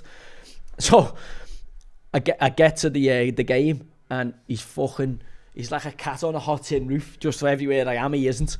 So I walk out onto the pitch. He can't now escape me. He's on the pitch, and I'm with Eddie and that. So I walk over. I said, now then, you fucking big shit house, where have you fucking been hiding for 10 days? He went, oh! And his dad's there standing with him. Obviously no one speaks to him like that. I said, where have you been hiding? I said, you fucking fucked the Jono deal up. So Lofty. Where have you been hiding? I said, you've fucking been all in everyone's fucking pockets for fucking 3 months. Where the fuck have you been hiding for the last 10 days? So I just made it dead easy for him, made it into a bit of a joke, give him an easy out, but I could see his face like, oh, I didn't know what to do. Anyway, give him an easy out, shook hands, all done, you know, cleared it. I'm like, there's no point but bearing a grudge because it is what it is. I didn't realise how nefarious he was because I take people, if you tell me something, I believe you until I find out you're a liar. Once I find out you're a liar, that's the end of your road with me. So he's gone, oh no, the agent changed the goalpost and the agent done this, so he fucking started lying to me. As soon as I walk back, then next time I seen Weil, I'm like, what went on? Weil explained to me what happened, and I realised what a fucking lying cunt he was. He stood there and lied to me face. This is how stupid he is, thinking that we're not going to talk about it. So once I realised that it was Weil putting the money up to get the deal done, obviously I realised he's put a full speed bump in front of me. So I'm like, well, clearly I'm not your man then. If you're going to suggest Johnson Clark Harris, then we say green light to do it, and then you block it at the last minute, then I'm not your man. And if you're prepared to stand there and lie to me face, then clearly I'm not your man. And then, as I say, from there, after the Johnson Clark Harris thing, our relationship just deteriorated. And it deteriorated, not me to him, it deteriorated on how he was treating all the other members of staff, you know, specifically Tom Gorringe, at the football club, very, very disrespectful, to the point where, as I say, I end up having to get on the phone to him because Eddie's after killing him, to say, we need to speak to you now. Got him in the office, and I actually didn't say anything. Me, Mangy and Eddie in the office with this Aziz, this fucking idiot, Aziz, who's like Batman and Robin, and Abdul Latif, and then Ed just unloaded on him, just give it to him about the way he treats people and that way our culture is, blah, to the point where I'm having to pull Ed off him, you know, in terms of fucking, I'm like, fucking hell, Ed's going to get the sack here. And if Ed goes, I'm going. Do you know what I mean? So Mangas is just sitting there going, fucking hell, just keeping stum. And Ed's getting stuck into him, and I'm trying to just stop Ed from getting himself the sack. But, you know, he's telling him a few own truths. Anyway, gives it to him. 2 weeks later, I'm potted. I get the phone call, we lost at Barton, and I'm potted. And then Ed's phoned me saying, Ed was away, he's gone, if they don't fucking sack me, like, I'm going back in the building, and I guarantee you within 5 minutes I'll be sacked. So we end up having to sack Ed. But like we were, you know, we never made up to get the sack, but I just couldn't have been there. I was away from my family. I couldn't have been at that club with that fella any longer. You know, then Mangy's telling me, you know, when Mangs is caretaker, he's like, what should I do? I said, lad, you want to be a manager? There's perfect chance. Try and get the job. Like, have a go with it, you know what I mean? At least to give you some experience to be a coach, because he was torn, do a spew it because he's with us. So I said, stay in there. You know, you got to get paid up if they're going to sack you. If you walk, you got a family to feed, you won't. So Mang stayed in. Then Mangs is telling me, you know, he's going in, saying to him what team he thinks Mangs should play, squeezing Mangs to play. He would never have done it with me. Start squeezing Mangs what to play. Anyway, they end up potting Mangs, giving it to Matt Taylor, who obviously wasn't planned. Then you've got Matt Taylor saying the same thing. I know a lot of the fans don't want to read this, but he then put a player we had, George Friend. Eddie leaves, so he puts George Friend, who's injured. And George is a lovely lad, just starting out in that role, director of footy, wants to work hard. He's been a great pro, lovely lad, come meet a nicer kid. But he's only put him in as a patsy. He's put him in as the sporting director, and he's made all the decisions. Abdul Latif has signed all the players, made all the decisions. His recruitment staff and that haven't been listened to. Him and Aziz have done it all. Absolutely done it all. George has just been the fella who's had to do the legwork to get the contract signed or chase stuff up, and he's just been the patsy for them. You know, George is there with Calderon holding the shirt. George hasn't made that decision. That's Abdul Latif, and he's just putting him there for if it goes wrong, George gets the blame. And now I'm here and George has walked away. So that's how toxic that is. George has just walked away from the job, or he sacked him. Either way, it's bad, but I'm here and George has spewed it. Lee Cattermole went in there having been promised a manager's job by him and spewed it after a week. The fella is a compulsive liar. Fucking hell, that. So yeah. Lad, so I'll tell you, so I also got told why Matt, if you remember, Matt Taylor went off with compassionate leave, something that happened with his sister's pregnancy or whatever. Everyone knows I can't bear Matt Taylor. Like, I fucking think he's a fucking buffoon. Also shit manager. And Matt Taylor goes in and leaves for compassionate leave. His sister, something wrong with his sister's pregnancy, has a week off. Anyway, they're in a tailspin and they're playing Leighton Orient away. So Matt Taylor, after missing one game on a Saturday, it's a Tuesday night game, turns up he's coming back for the game. They need to win games, and he turns up at Leyton Orient away. Like the lads, Horseman and that have prepared the team, the coaches, and he's turned up at Leyton Orient away to do the team talk in the dressing room and give the lads a G as the manager. As he's gone to go in the dressing room, this David Horseman allegedly has stopped him and said, no, the team's picked and all that. Abdel Latif's picked the team's set. So this Abdel Latif now is sitting in the background wanting to be sporting director, putting George Friend in. Now he wants to be manager. I told you, he was telling me, I like my wingers to do this. He was telling Mangy what team to play. He signed all the players. All right, he's running the whole show. He's the man. Won't let the current manager into the dressing room to speak to the team because he's picked the team. They were 3-0 down after like 15 minutes or whatever. Matt Taylor, the manager, had to sit in the stand. When he sat in the stand, he was barred from taking the team talk of his own team. Now imagine that being me. Like the door is coming off its hinges. Like there's no way in the world I'm letting a fucking fat camel there who's got no clue about footy pick a team and take my team. I'm like, no, I'm resigning on the fucking spot, or the door's going off its hinges, and everyone's being made aware of that. Matt, because he's a different type of character, has swallowed that. Then he's gone back in as manager and just incrementally had his bollocks chopped off. Because literally, once the players know that's happened, you're dead as a manager. Respect, complete respect for you. You'd have got more respect just walking in and kicking them straight in the bollocks. The lads at least gone fair play because he's a cunt. And then what's happened is that's what happens with the culture. If you've got a toxic culture like a fucking maggot like that running around causing havoc, football, you lose everything that you've got. Like Bristol Rovers will go down this season and they'll go again. They could go out the Football League. I said to Weil the other day, I said, just wait 18 months. They'll jib it because their budget this year is nearly £6 million.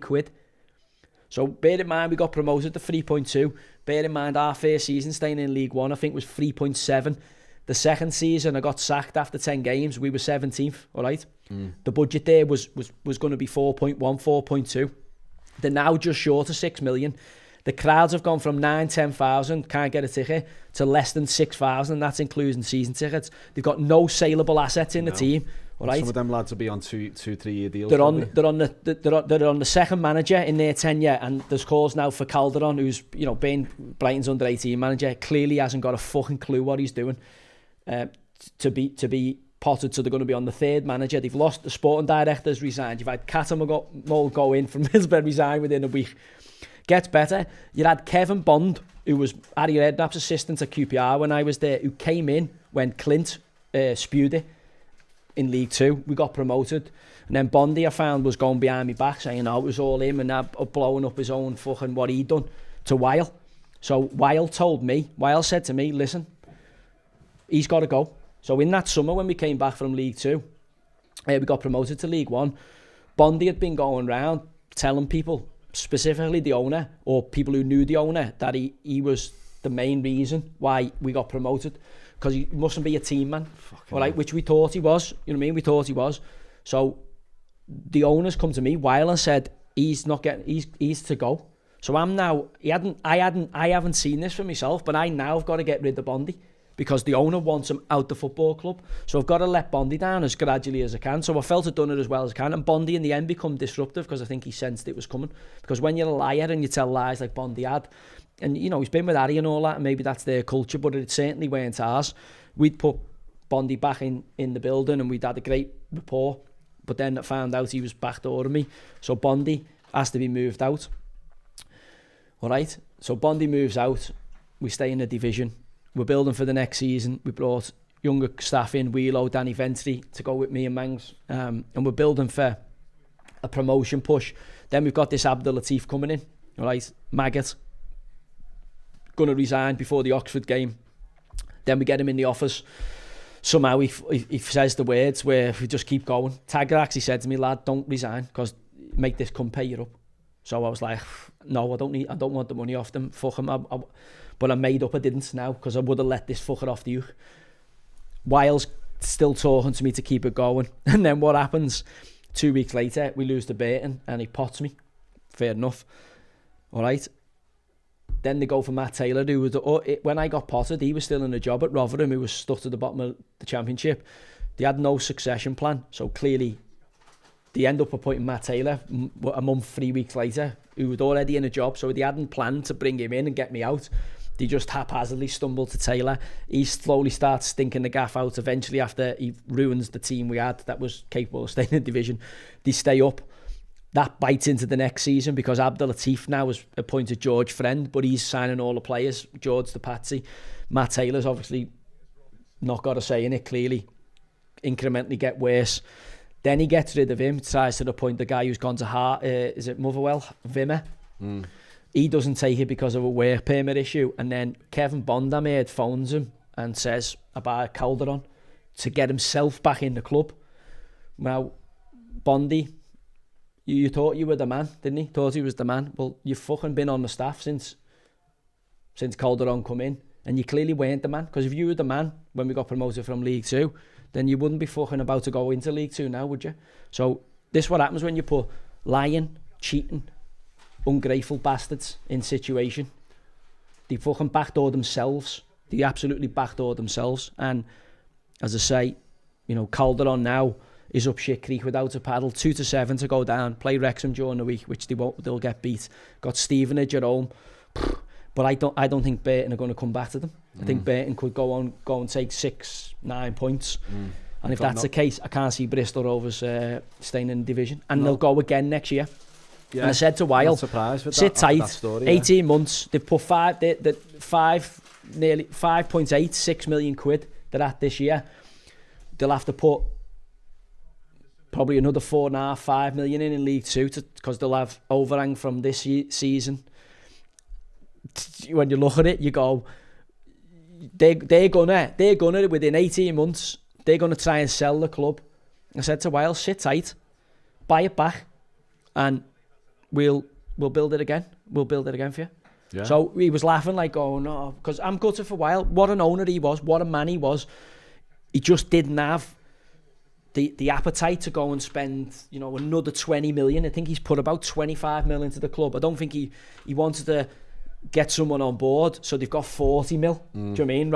And he's actually he's let a fucking wolf in sheep's clothing in because he's been recommended. Absolutely. And they've absolutely fucking ruined the football club. You know, and it's such a shame to see. But also, you reap what you sow, and when you're a despicable lying cunt, this is what happens to you.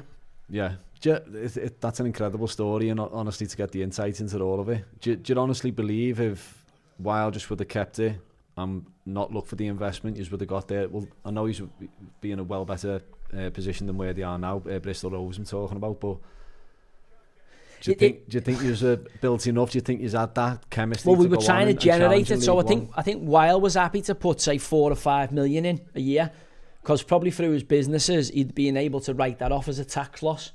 But obviously, when you're putting millions in out your own pocket, it fucking takes its toll. Like, you got to be, you know, and obviously, you know, I think he was rightly taking investment to go, let's get another 3 or 4 people in who've got it and give us an even better chance. He's obviously tried to do the right thing, and in the midst of it, you know, he's now out the club. He's sold his full allocation to them because he couldn't work with them.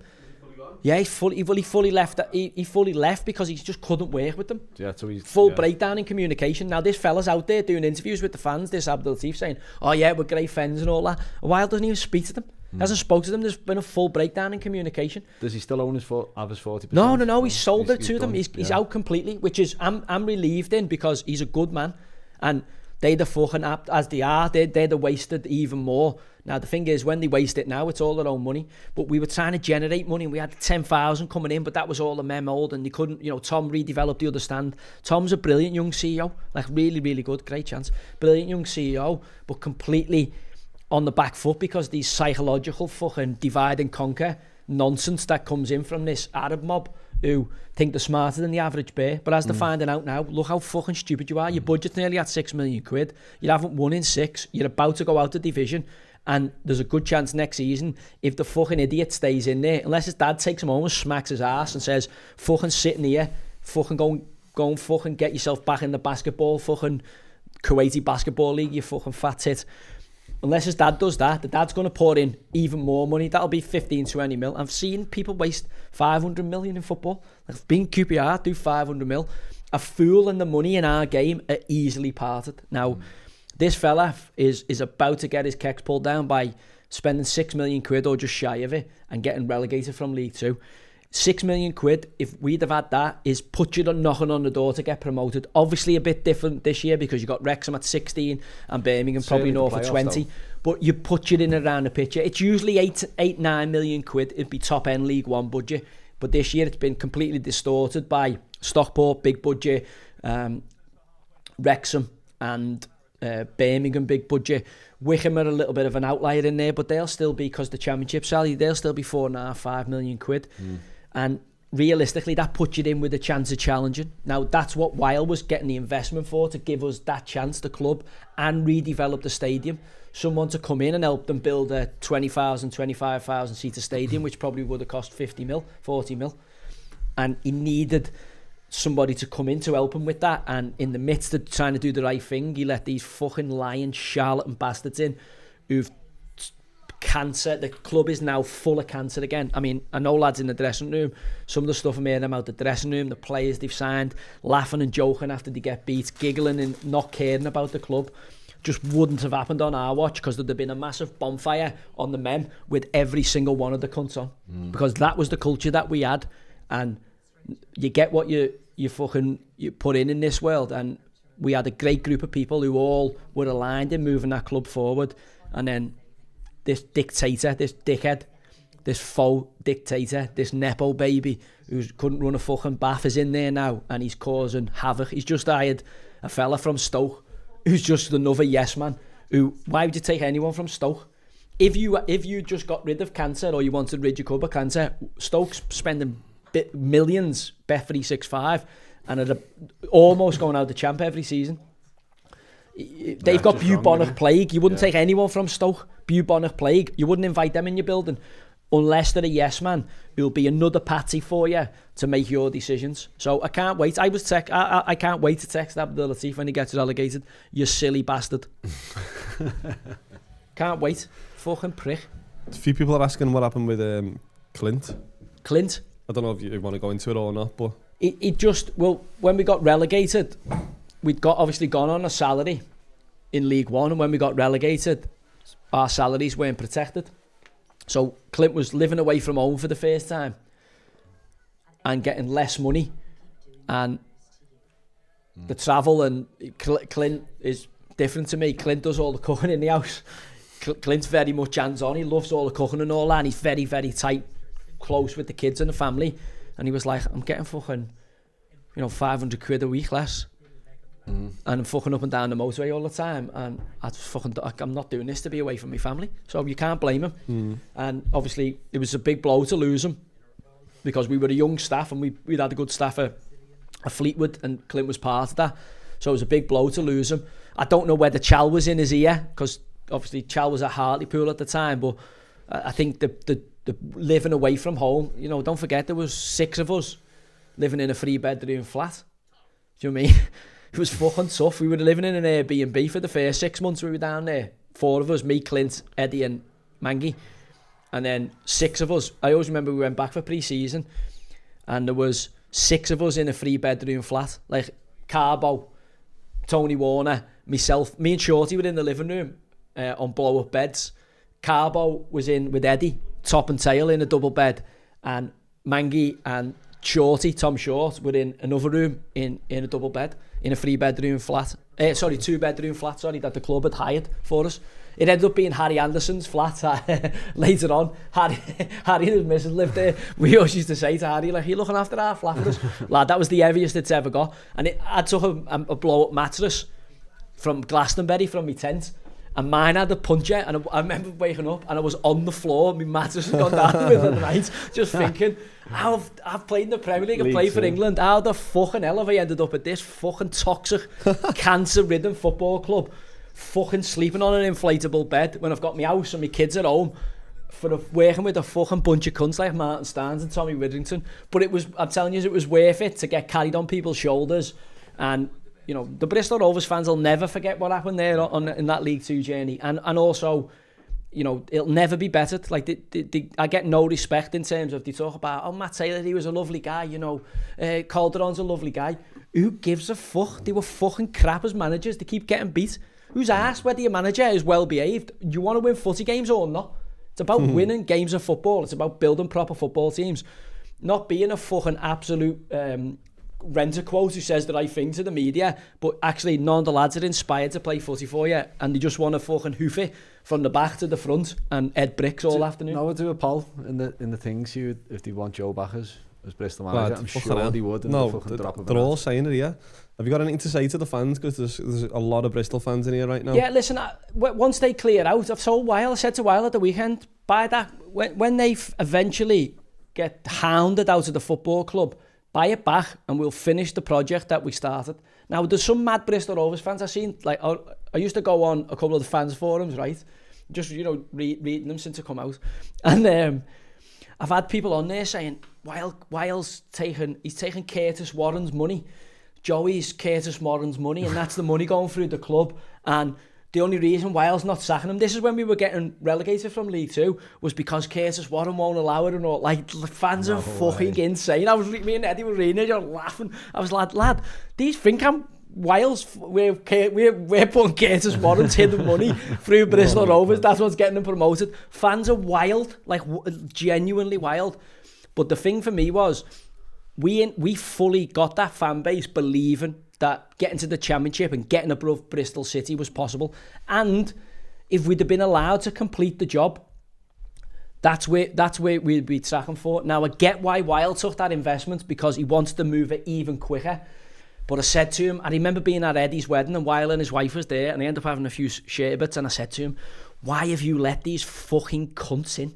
These are a firmer cunts. And he was like, no, Joe, trust me, you'll only have to deal with me. And I said, Weil, I'm telling you, these are a pair of cunts. I actually thought that Dad Hussein was all right because I had no dealings with him, but I knew Abdul Latif and I knew this Aziz were a fucking pair of lying, horrible cunts. And that is, I hate to be proven right on that, but unfortunately for the gasheads it is. And listen, I'll without a shadow of a doubt, I love Bristol Rovers. I love living in the city. The way the fans were incredible. But if Weil buys the club back, if Weil gets the club back, I'll go back in a heartbeat and finish the job that we started.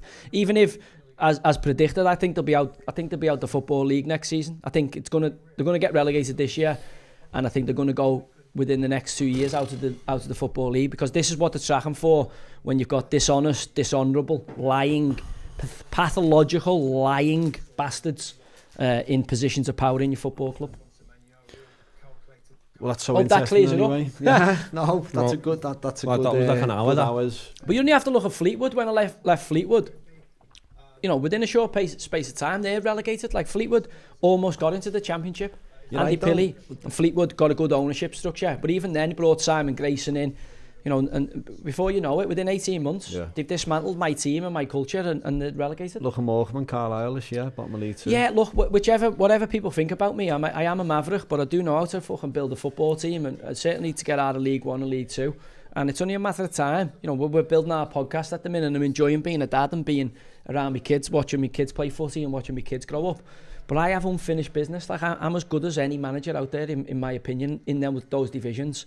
I'm as good as anyone. I know how to build a group. And also, the key thing is, players want to fucking play for me. Listen, it's hard sometimes because you get told the truth all the time with me. But ask any of the lads. Like, I have a great friendship with the lads that have played for me. If you don't train properly and you don't do it right, you don't have a friendship with me, because I'll just fucking set you on fire. If you want to fuck about on my time, unfortunately, I'm not your mate. I'm not here to be your friend. But actually, if you do everything for me, then you'll have a relationship with me forever. And the lads who have played for me will attest for that. I've always got the lads paid. I always make sure everybody gets paid correctly for the job they do for me. That's very rare in my profession. Managers take everything for themselves. They make sure their bread's buttered first before the players are sorted. I was never that way.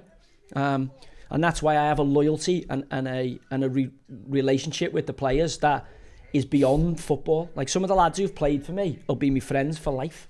Now, that's not the way I was as a player. I wasn't that way as a player, but as a manager, as a coach, that's the way I was. And the two jobs I've done, Fleetwood doesn't get anywhere near the credit it was done. We were tracking to get automatically promoted before COVID kicked in. We ended up finishing in the playoffs. Fleetwood in fucking League 1, think of it now. They're in, 15th in League 2. Get 3,000 fans. They would have been in the Championship.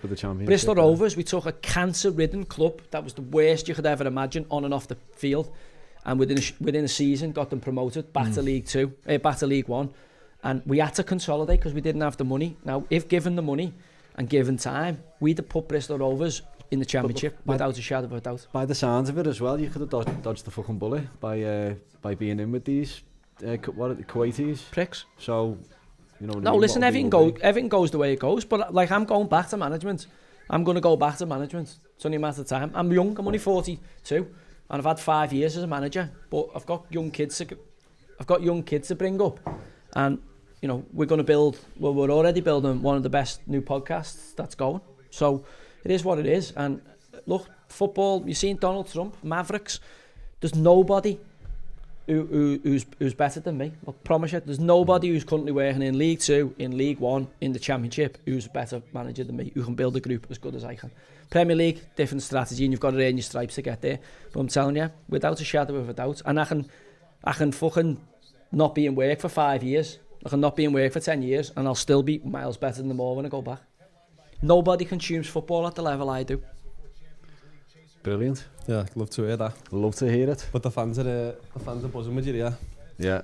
Obviously, all wish that you didn't leave, but they're telling you to come back. Literally, everyone's typing in the chat for you to come back. Yeah, I can't work for cunts, so if the ownership structure changes, like I don't work for you, I come to work with you. Would you ever consider buying a club and then just running it from the Yeah, I've thought about down, it. Yeah, I might do. Yeah, I might do. Yeah. I'll even, there's a few fellas who know who.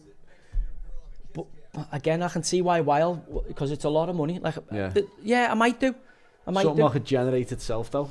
Yeah, well, if we build this channel big enough, we might buy a club as our community. Oh, we might just buy a club and I'll just take it on a journey. And if they invest in it, it's like investing in the stock market. Well, if Trump puts the tariffs on, you see how volatile that is. I'm telling you, I could take a team that's in probably the 9th, 10th tier of English footy and get it into the second, third tier within a short space of time. How do we invest? Listen, I haven't spotted the club, but listen, it's doable, and then you can content. You know, you just go and speak to fucking the content people, YouTube, and you can document it. Like, listen, didn't someone try with that hashtag United or something? Well, yeah, but not with my expertise. I've actually got like, what I mean, but the kind of model. Like, we've had an incredible journey at Fleetwood where you had to learn how to do everything and every penny.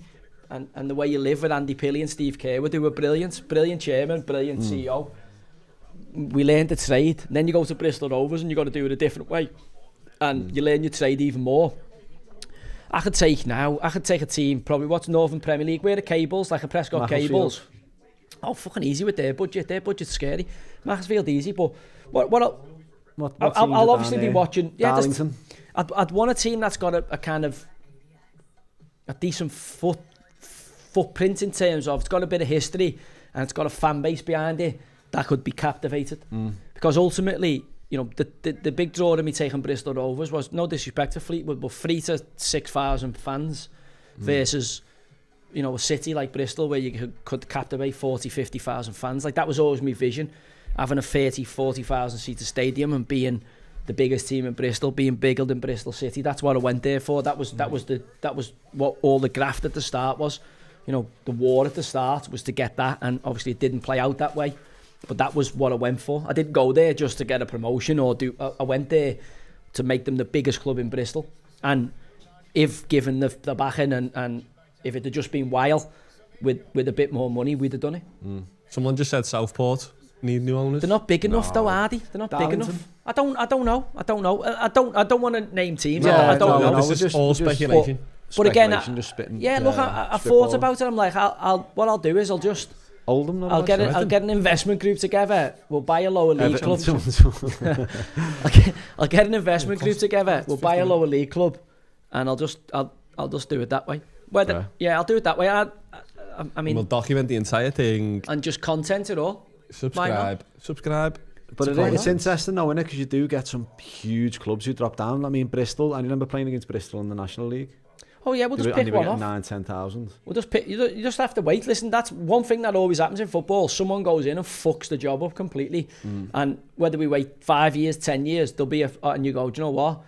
These have gone into the administration here. This is the one. And a horse will come along and we go, right, let's get this group together. There's a few lads I know who are investors in clubs, like a couple of my mates own parts in a couple of Italian clubs, a couple of Belgian clubs and stuff like that. So I have spoken to them saying, listen, and they're like, if you get involved, we'll get involved. So watch this kind of space. Yeah. But also... You're going to do a Ryan Reynolds and get in the changes, are you? No, I'm not gay, am I?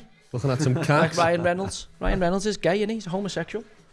Allegedly. That's what, when he slid into my DMs, he looked a bit gay. Rumours everyone, that's what annoys me about, like, Wrexham.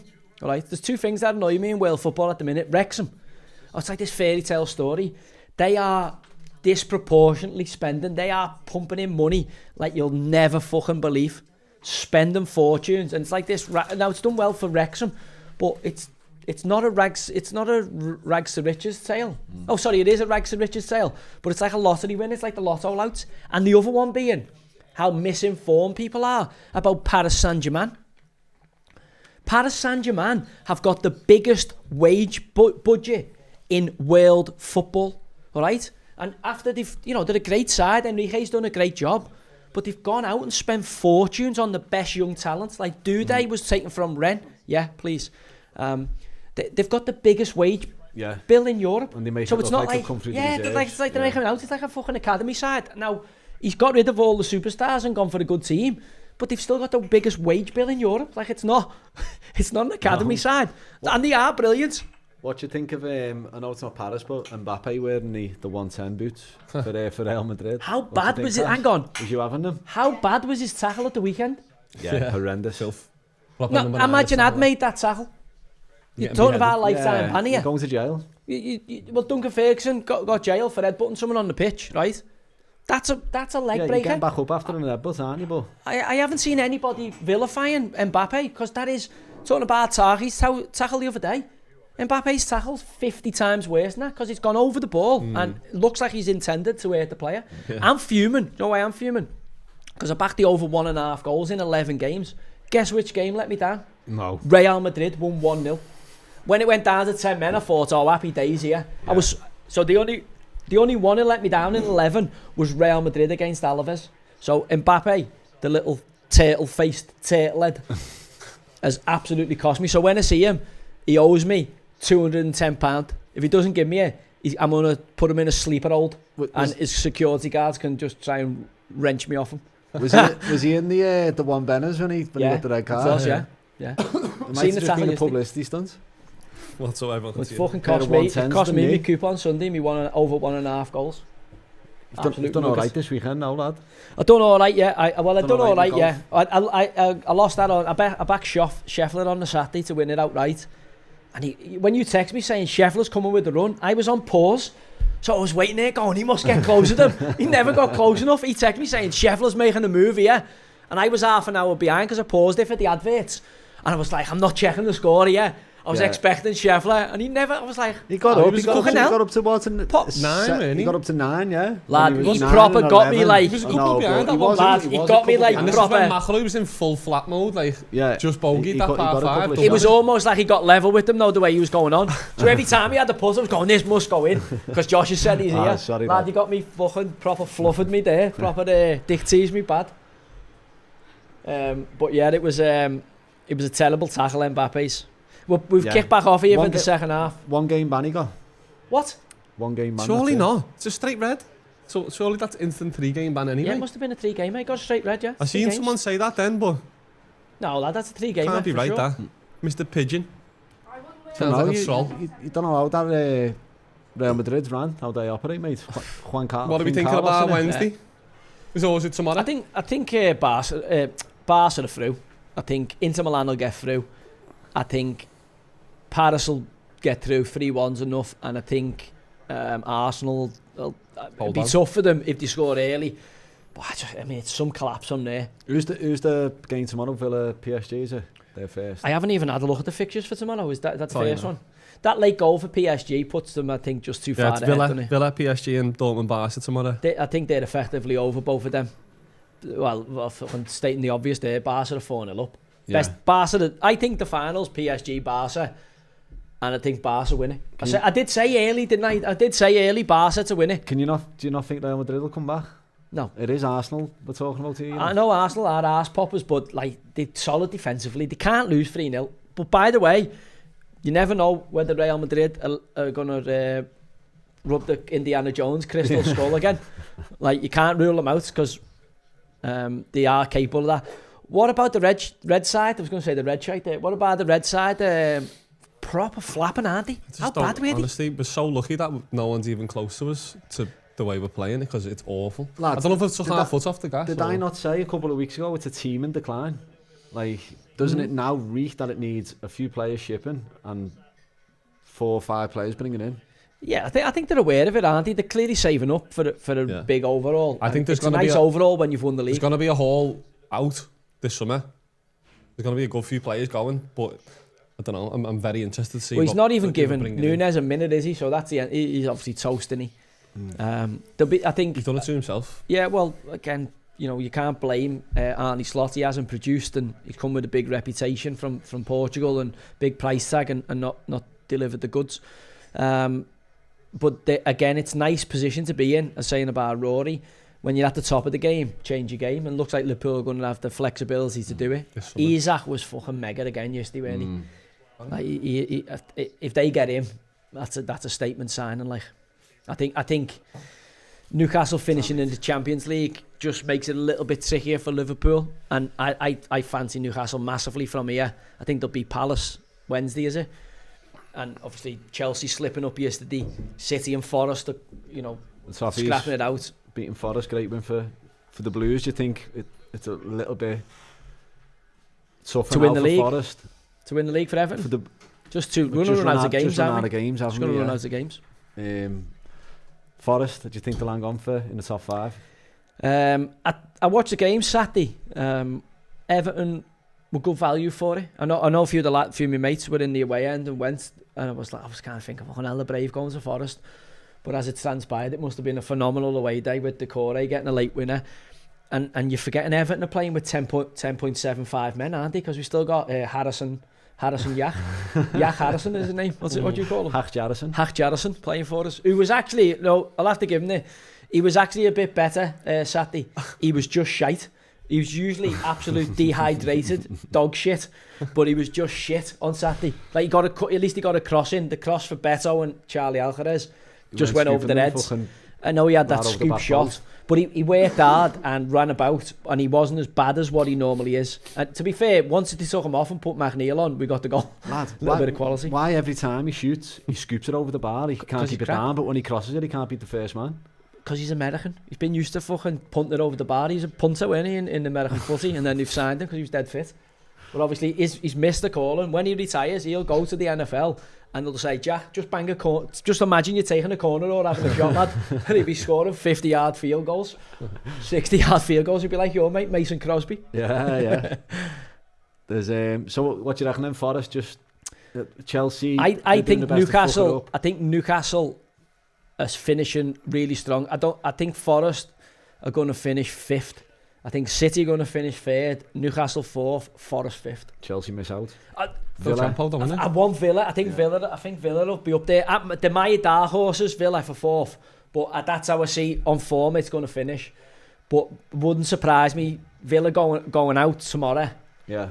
Gives them nothing but the league and the cup. They've got the league and the cup, haven't they? And I think... And they play Newcastle next game. The cup keeps you going, like, in terms of... Because you're in the cup in the semi-final, lads keep going to the end of the season because they want to be in the cup final. Yeah. Do you know what I mean? Being in the cup just keeps the competition in the squad, because if you don't play in the league, you know, and you've got to do well then in every game to be in the cup, you know what I mean? Yeah. And I think it'll just keep Villa going. And City the same. So I'd expect both of them. I wouldn't be surprised to see Forest finish 6th, by the way. And Villa, Newcastle and City all power above them. Especially after Dave. Everton going there and pretty much showing you the blueprint to be Forest. 4-5-1, stay tight, stay compact. We were lucky, Everton, because there was a couple of times Hudson-Odoi got one-on-one against O'Brien, and O'Brien couldn't work his feet, and he's been brilliant for Everton. Couldn't work his feet, and he got inside and had the shot. And I seen Pickford screaming at him because he fucking give up the inside far too easily. And also, I have to give an honourable mention to Idrissa Gana Gueye, who was dreadful at Everton. One of Everton's worst players up there with Harrison Yak. What do you call him? Hack Jarrison. Hack Jarrison. But he's turned the fucking corner since Moyes has come in. I mean, you know, Everton's goal comes from him pressing Forrest's corner that forces the ball to Murillo, and obviously McNeil steals it off him. Gets a bit lucky with the through ball, but a great finish from Decore. And Everton were good value for that. Everton deserved to win. It wasn't like a classic snatch and grab. Like, we fucking played well. Like, considering where Forest are in the league and where Everton have been in the table, you know, Everton were good value for that. It was a proper David Moyes masterclass. Yeah. I'm just gutted he never got to start the season. We could have won the league there this year. We'd be in the top 5, be in Champions League. Just going to run out. There's always next season, isn't it? But We'll definitely make Champions League next year. Definitely. Other games, especially not being in Europe, we'll have that. We'll be fresh, you know what I mean? Other games, actually a good weekend of Premier League football, weren't it? But Newcastle fucking finishing like a train, aren't they? Well, Villa missing. Asensio missed 2 pens, so I hope no one had him in the fancy football. But I had Villa in my coupon. Putting him in, you know. Big chance. Oh. He was so close to putting him in. So close. I haven't seen him back. What happened to keep a save him? He got an assist. He ended up with 2 points, to be fair, but 2 awful pens. I don't know. Have you not seen Have him? you got him in your team? I was going to, but I didn't. Oh, 2 awful pens. Like, he just doesn't look. He won't be taking another one, does he? Wrong. He won't be taking another one. He took the second one, though, didn't he? No, he won't be taking another one, no. But if he missed 2, Ollie Watkins is on the pitch, though. Why is he not taking his penalties? Rashford on the pitch. Asensio just pulled the 5 European Cups on him, hasn't he?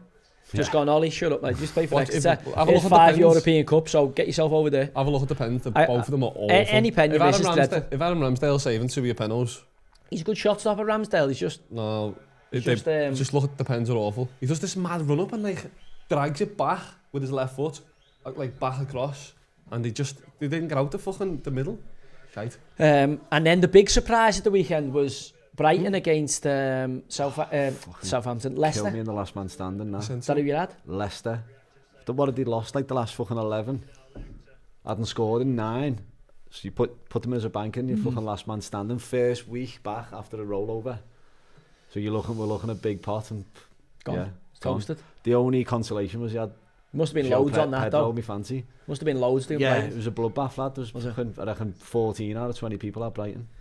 I seen Goldbridge, Mark Goldbridge, the fella off. United, is he off TikTok? Guru. Is he YouTube or TikTok? No, where's he from? I see him on. Yeah, YouTube. United Guru. What's his real name? His name's not Goldbridge. Doesn't even support United, does he? No. I've heard in the rumours, isn't he rumoured to be a Forest fan or something? Forest? We've got a... Not Forest fan, isn't his name Etienne? Was his name Etienne or something like that? Or he's got a strange name, hasn't he? Etienne? Not Etienne, sorry. Brent de Cesar. What's his name? What? Brent de Cesar. Well, he calls himself Mark Goldbridge. Is that like a pseudonym, is it? He's just an act, isn't he? He's all an act. And he's a Forest fan, or allegedly a Forest fan. Yeah. But someone told me he was a police officer. So it says here, for his real name is Brent de Cesar. He stated that he created like the alias when he started his YouTube at the request of his employers during his job as a police officer. Told you. He was a police investigator for Greater Manchester Police. Yeah, he's known for his Manchester United content. He also sports Nottingham Forest. But he's had a few season desists, hasn't he? Hasn't he been threatened to be sued by City and all? And been told to not talk about Man United and all that. That's why he's changed. On his programme, yeah. But I do see the memes when I seen him Saturday. There was a finger when City went 2-0 down to Palace. He was giving it the absolute biggin, like getting right after City because he's a United fan or on his character's a United fan. And then City have come back and won 5-2. But it's like, someone said to me, he records stuff, but he already knows what's happened. That was me that said that. Was that you? Sorry. So go on, explain that to us. So like this 5 minutes behind. This is what I've heard. The rumours that he's got the game on, but acts like it's like 30 seconds a minute later. So I don't know if you ever see, like, he has these, like, he says things and then it happens. I can't explain. So he gets a scoop, you mean? So like, he'll see it happen and he'll think, I can get a clip out of this, and he'll be like, he's actually doing really well. Like, he's having such a good game, but he's just seen Onana make a howler. So he'll like bang, Onana will have a howler, and then he'll be able to clip it, and he'll be like, What about this Onana? Oh, lad, I've got him in here. I'm just going through my notes on the other fellow. Did you see the highlights yesterday, or did you watch the game? I watched the Leon game during the week. The other fella though went against Newcastle win. Much better, was he? This Altai Bakisha or whatever his name is. He done all right in the Arsenal game in the cup, if you remember. Did he save a pen? Newcastle though. No, he didn't yesterday, that's for sure. He was absolutely shite, weren't he, yesterday, let's be honest. Yeah, look, there's an example from the But stream yesterday. Onana, He said yesterday, this fucking Goldbridge, he's Mazraoui's man of the match. And then 30 seconds later, you give a fucking goal away. He just does it. when he slipped over. Pure clickbait. Like, he knows that that's happened and he'll say a statement and then that's something will happen. Listen, he's doing well, isn't he? Yeah, To be like, fair, fair enough to him. He knows, it is clever. Somebody said it's clever and it is clever. But it's just so fake, like it's just not real. But also, why? anything we can rob off Like, him? he's a bit of a meme, isn't he? He's a bit of a meme He's in not- terms of like. yeah, he gets I see him. He pops up in my algorithm, and I like the people who Some put clips his are eyes hilarious. in the mouth Yeah, over. It's yeah. funny, innit? When The he filters. loses his mind. Yeah, that is He's funny. funny. He's funny to watch, but he's getting laughed at. He's not getting like. He's not funny. He was doing live shows and all that. I've seen him doing live shows. Yeah.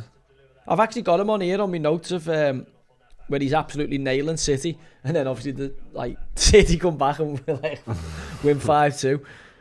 Yeah, he done a tweet didn't he about what are Everton doing taking David Moyes back, and then fucking they've gone on an unbelievable run.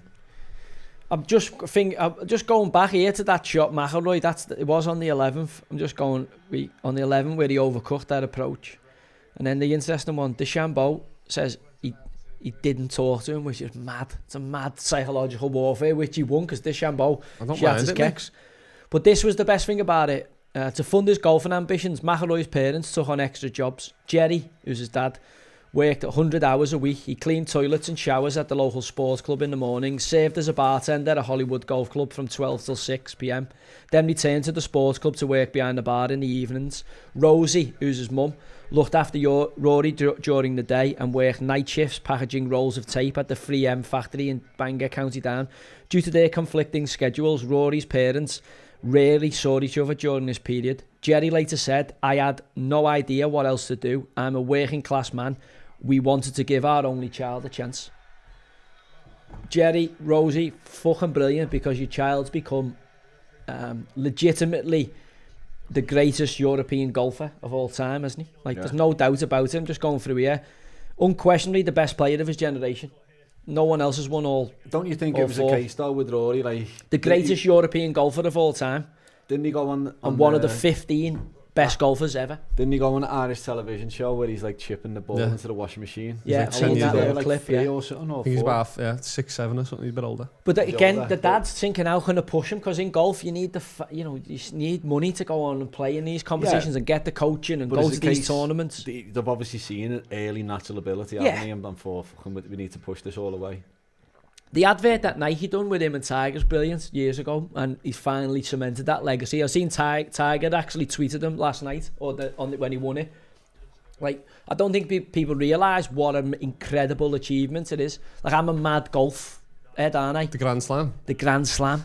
Could he do the Tiger Slam? Could he hold them all at the same time?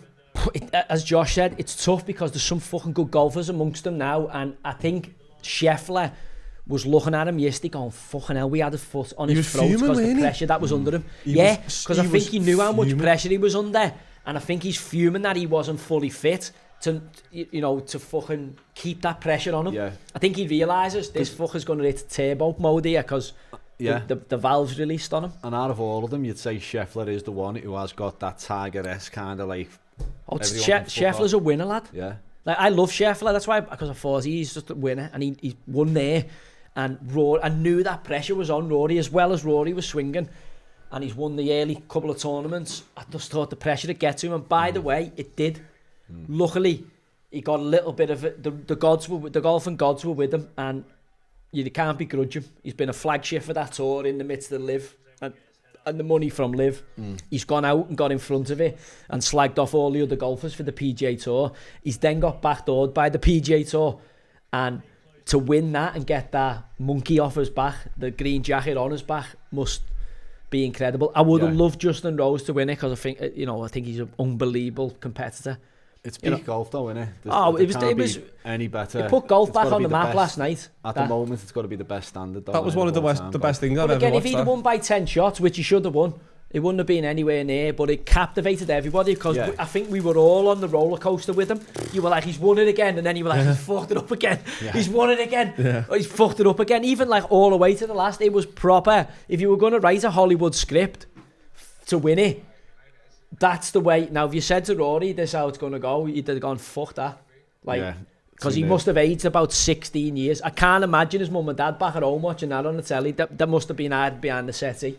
Especially his family members, you know, and to see him on the 18th green. When have you ever seen a golfer with that much emotion? Like, he couldn't breathe walking. So that's the pressure coming out of him. And, you know, I wanted Rose to win in the end because I love Justin Rose. But I was nearly crying watching it. Because you were like, my God. The Masters, lads, what it does. I had fucking full tears in my eyes, mate, when I seen him like break down. He fully just broke down, like he was bawling. But it's 2 seconds after he made that shot. But I know what was what's great about it. He was nervous. He doesn't need the money. No. Like, he's chasing legacy, isn't he? He's chasing, and I saying, and it's rough on me to say it because I think he could be the nicest man in the world, but he's got to pot this caddy. He's got to do it now because this is the time to do it. Because you go, listen, we've fucking won it. We've shut everyone up. But if he wants to chase down Tiger and Jack, which I think he can, if he does it now, if he waits 2 or 3 years, the chance will pass him by. He's got to be a ruthless bastard here if he wants to be considered in that illustrious company. Yeah. He's already a legend and a legacy golfer, Hall of Fame golfer. There's no, you know, money and not. If you want to get to Tiger and be better than your hero, and you want to get to the best that's ever played it, which has to be Jack Nicklaus based on the amount of tournaments he's won. Not only that, the amount of seconds he's had in majors. But I think if it had a head-to-head between the three of them, they absolutely murder him.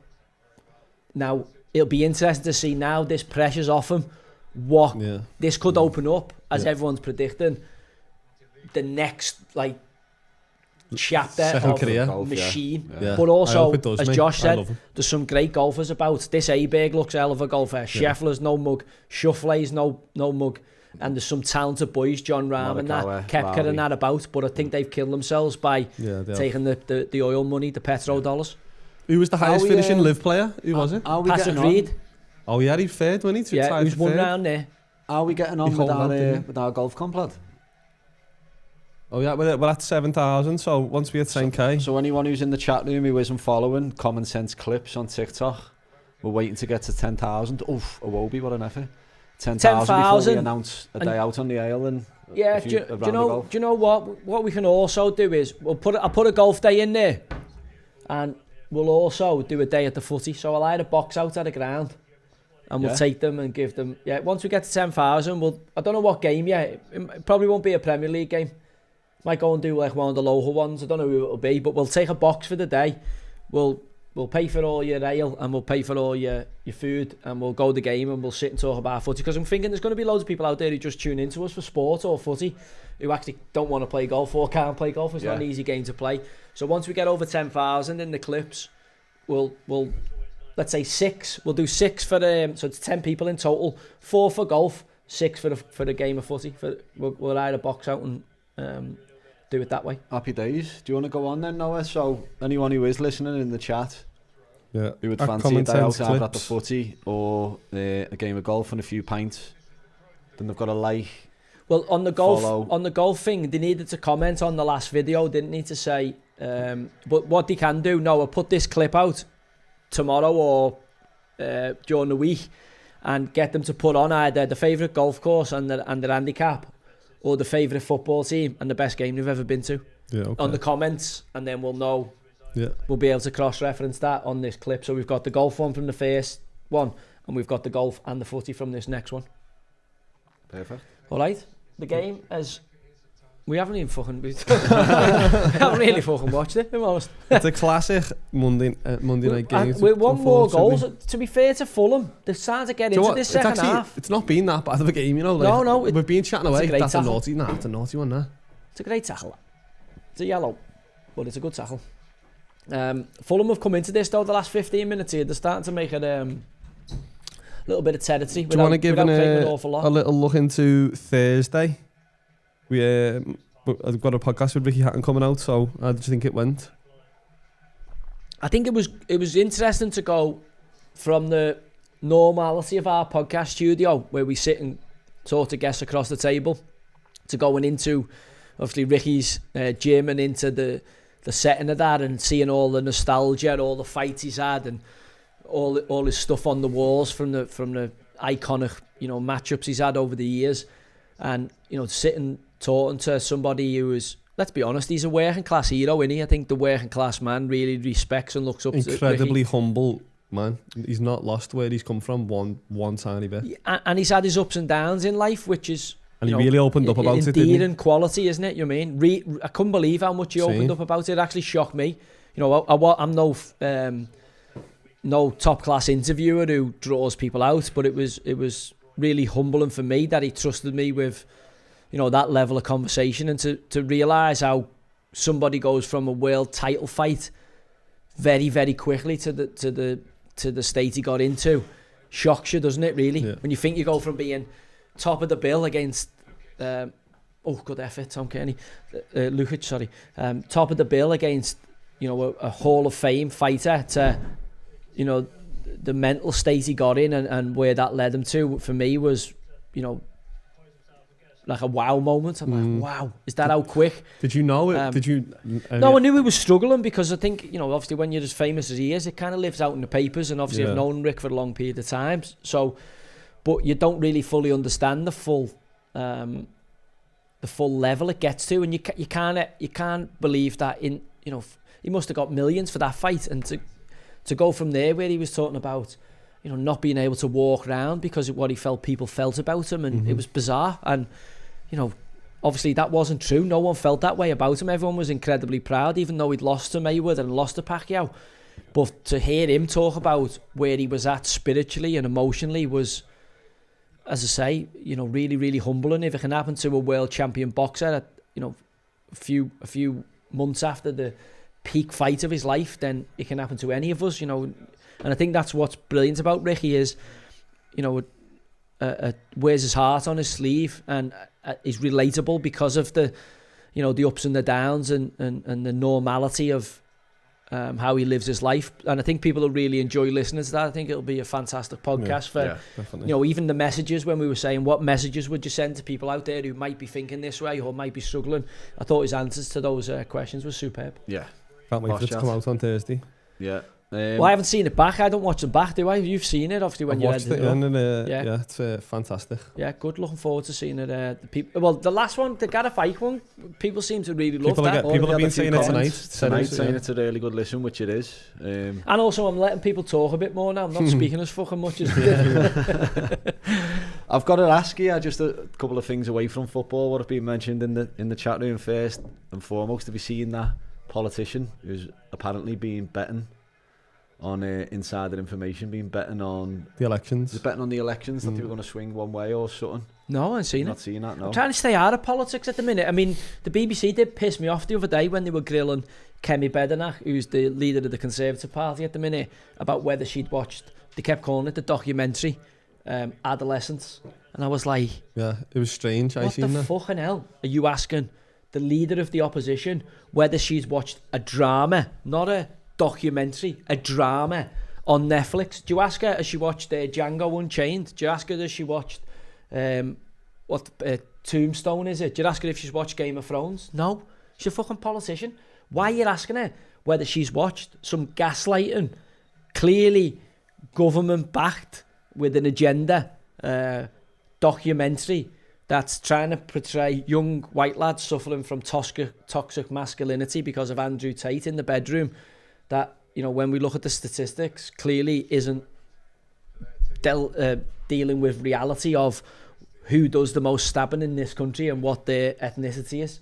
It's fucking outrageous. And you can tell there's a big agenda behind it when the paid, you know, as I said at the time, people who not long ago, well within recent memory, were telling you to get these COVID vaccines. They were telling you to stay in your house, to go out at 7 o'clock at night and bang on your pans for the NHS. You know, paid government propagandists, which is what the BBC has become. Paid government shills who do the government's bidding are telling you and telling people that if you don't watch this documentary, somehow you're not a person to be taken seriously, because that's in essence what they were saying to the leader of the opposition.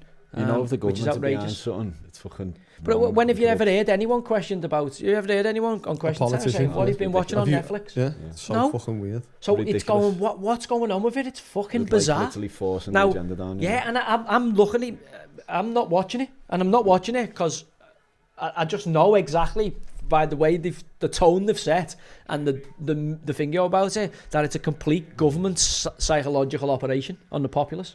So you ain't getting me in that. The same way I'm not vaccinated, the same way your fucking lockdowns never got listened to, and the same way anything that comes out of your mouth for the next part of my journey on this planet, you will not be getting listened to. You fucking idiots. You had your chance and you lied, and you will never be listened to again by me.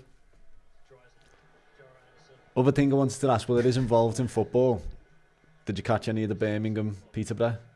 I didn't know. I seen the fighting in the stadium though, with the people dressed as Peaky Blinders. Peaky Blinders, yeah. I also seen, which I thought was weird, the owner of Birmingham doing a big mad team tour when they were going up to pick the runners-up medals on the Wembley thing. Listen, that's for winners. You've lost. I know you've won the league with your fortunes that you spent Tom Werner, but you've lost. So pick up your fucking runners-up medal and get yourselves off the fucking winners' podium, you fucking idiots. Don't be doing a fucking team talk because fucking soft shite Tom Brady's with you. He's an NFL guy. I love Tom Brady, by the way, so take that with a pinch of salt. But it can't be that good, can he? Because Giselle was getting porked by this fucking jiu-jitsu instructor. So no matter how many quarterbacks, how many fucking touchdowns you throw, the jiu-jitsu fella was fucking parking your beard up.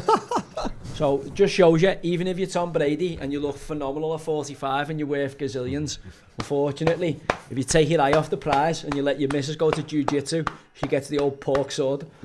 Gets in the pork sword headlock, and it's unfortunately for you, you're now standing here giving it to Barry McGuigan, trying to be part of a football team as if it's this boss story when you're spending 20 plus million on a League One side. And I think there should be checks and balances in place to stop fucking this kind of thing happening, because it's unfair, isn't it, surely? Just shit, innit? We're talking about FFP. Yeah. Like, FFP works for the people who've got money to stop the people who haven't, and it's bizarre. Like, it just go, like, it's cheating. It is, you know, in Formula One, you can't have a super duper car compared to everyone else. There's stuff in place to keep it competitive. Like, these leagues aren't competitive when these American fellas are just coming in and spending fucking gazillions. It's not fair. And if it is, it should be transparent. Hey, these are top of the league, but they're spending fucking 26 mil. And you go, oh yeah, well done. You got 90 odd points, well done. But you're spending 24 million more than the team that's currently sitting in third place. Like, Yeah, do you know what I mean? It's fucking wrong. Like, even in the NFL, it's salary capped. They're all within a certain framework of each other to keep it competitive.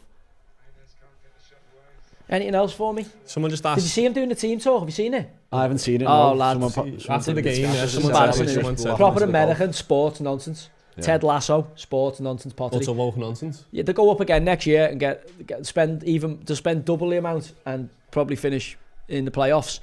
Probably get to the fucking Prem, and then everyone will go, "Oh, what a great story it is!" And it's like, you've just bought your way up.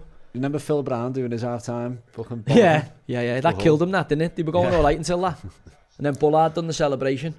Someone asked, a West Ham fan asked, how close you were to signing for them. I'd done my medical. I was 2 days in the building. Very, very close to signing them. And then at the last minute, just disappeared. Where'd you go? Burnley. Team of the year. Was it under Moyes? West Ham? No. Slaven Bilic. Bilic. Slaven Bilic. I don't think it was Bilic. From what I gathered, there was a couple of lads in the dressing room. I got told it was like Mark Noble and that. But obviously, I can see if it was him. Because What, that wanted to sign you? yeah, I got told it was Mark Noble. I've heard a few you never know. No, that didn't want to sign me. Yeah, right. that put the boot in. But I'll never know. I got told it was him. Which fits because I was better than him, well better than him. And I just took his jersey one night. And if he'd have said anything, there's nothing he could do. Literally nothing he could do about it. So I just said, come here, soft lad. Sit yourself on the bench and watch someone who's better than you play every week. So you think he put a stop to it? I'll never know. Rumours? No. I got told it was a couple of players, right? So I'm just putting 2 and 2 together and making 15 there. And I'm going, who's pot inclined for me not to come in? Whose position am I taking is? But allegedly it was Bilic who said no. No. I'll never know. It just broke down. It broke down, and it would have stopped at Billich's door because he was the manager. So whatever it was, they were off for it. Done me medical, spent 2 days with them, and they were all over it. And then next minute it went out, almost like I got a dose. It's like I had a dose. I was like, oh, what's happened here?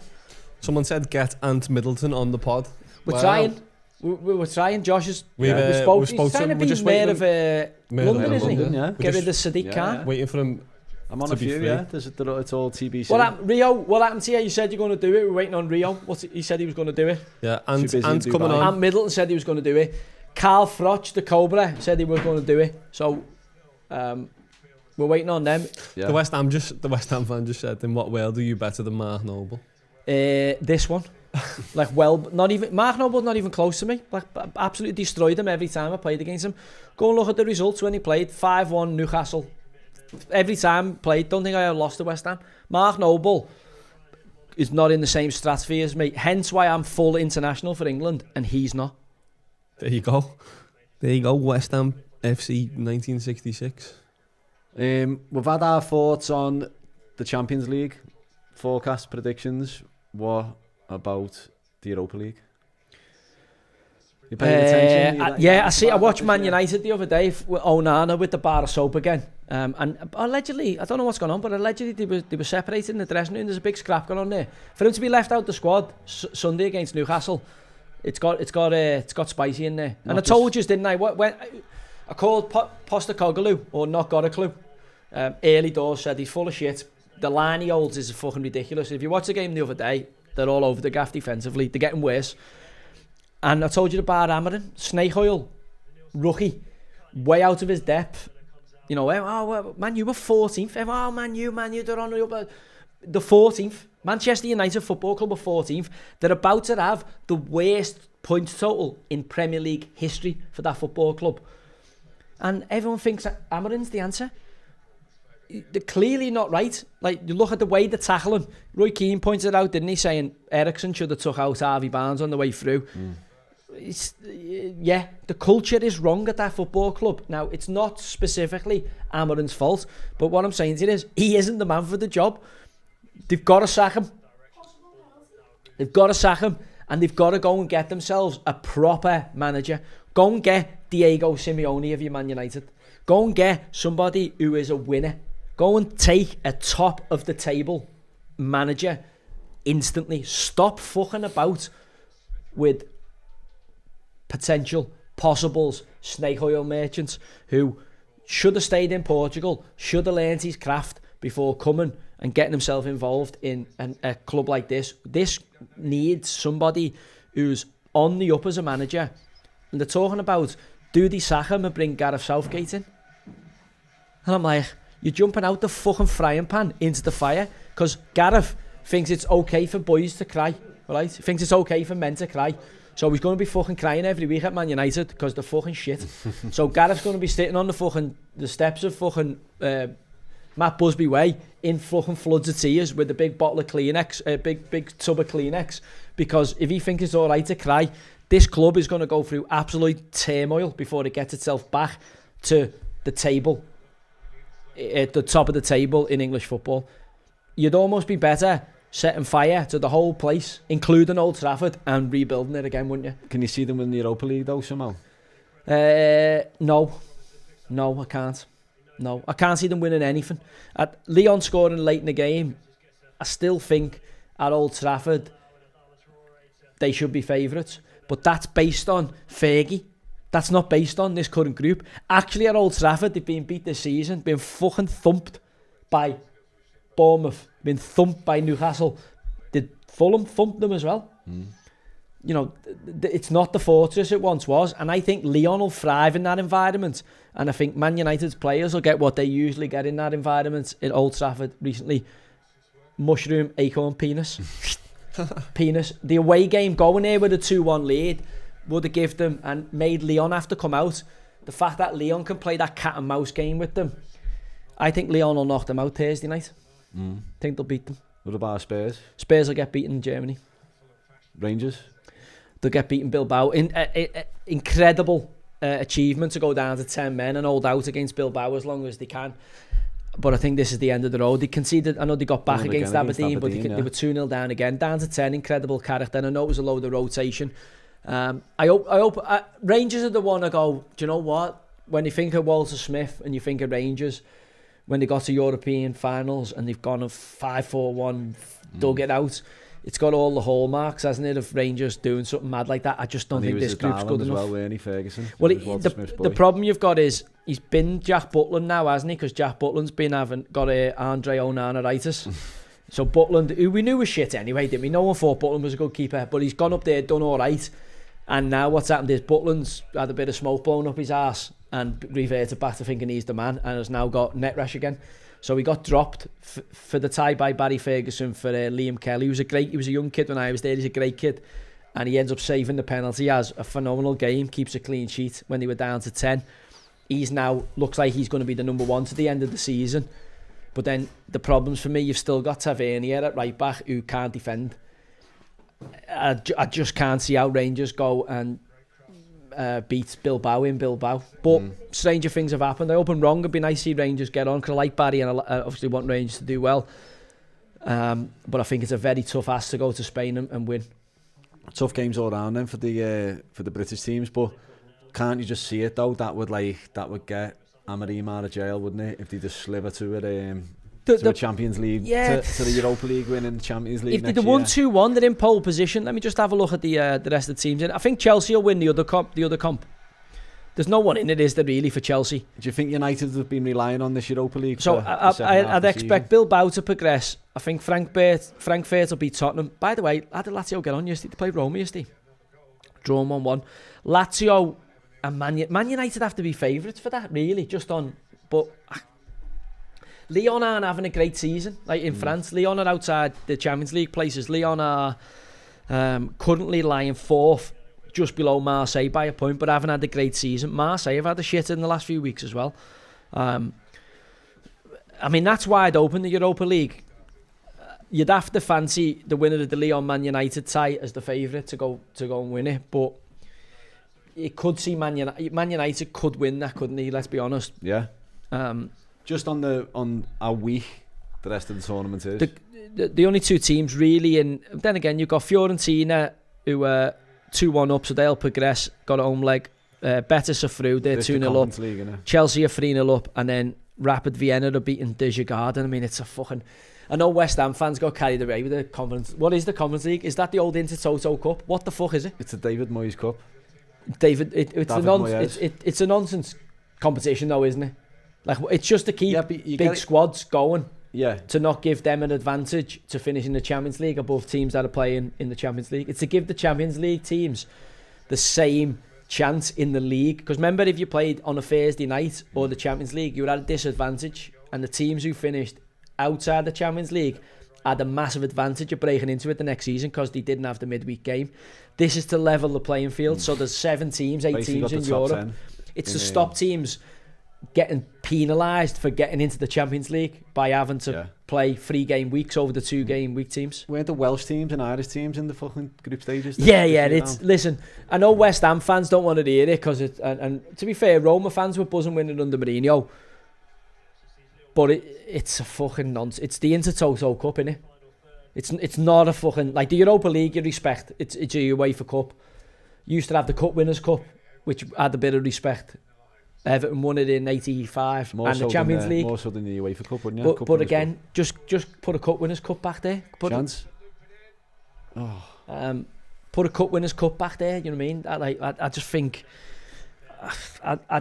listen, by the way, if I won it as a player, I'd be fucking buzzing, but I still wouldn't think it was like as good as it winning the Europa League, and then the next tier up is like winning the Champions League, you know what I mean? It's like...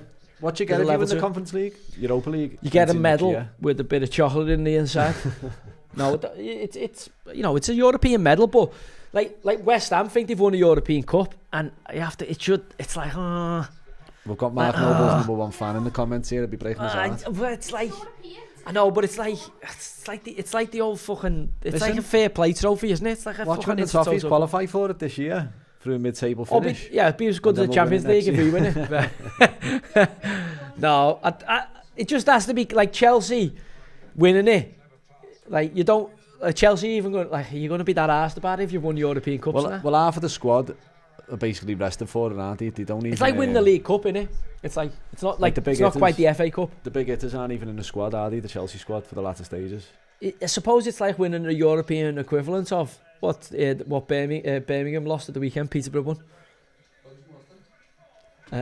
It's like Johnson's Paint. I don't know, is that what it's called? It's like the lower league trophy, innit? It's like the European version of that.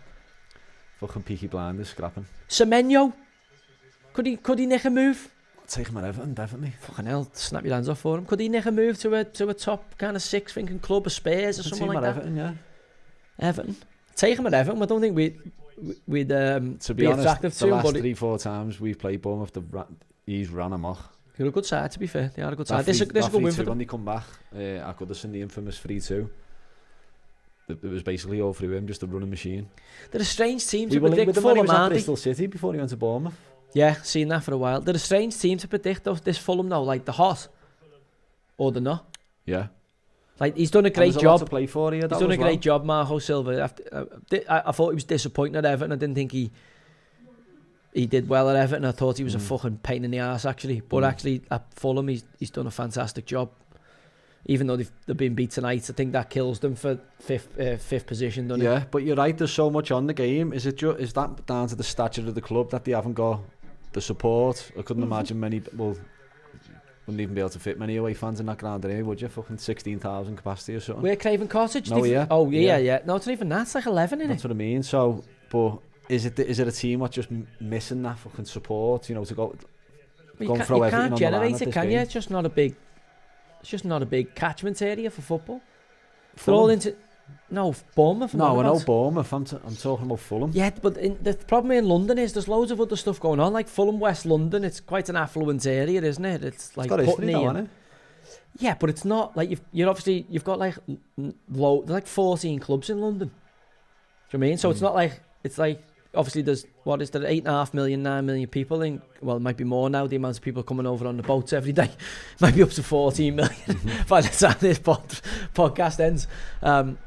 But you've got obviously loads of teams. It's like 14, like, and then you've got all the lower league teams as well in London. There's like fucking a ridiculous amount of teams in London. You know, just in West London alone, you've got QPR, you've got Brentford, you've got Chelsea and Fulham. Do you ever remember doing that when you were younger, looking at like an atlas or a map, and then seeing how many teams you could spot in and around the area? Yeah. And like London is ridiculous. Yeah, and then as I say, you know, you're competing against Chelsea for fans. You're a young kid growing up in West London. Do you go and watch Chelsea, or do you go and watch? You know, but that's the thing that QPR are missing out on, because QPR and Chelsea were the big two teams, and then Fulham have come along. And then Brentford have come along. So now all these kids in that area go, fuck that, I want to go and watch Brentford. QPR are shit.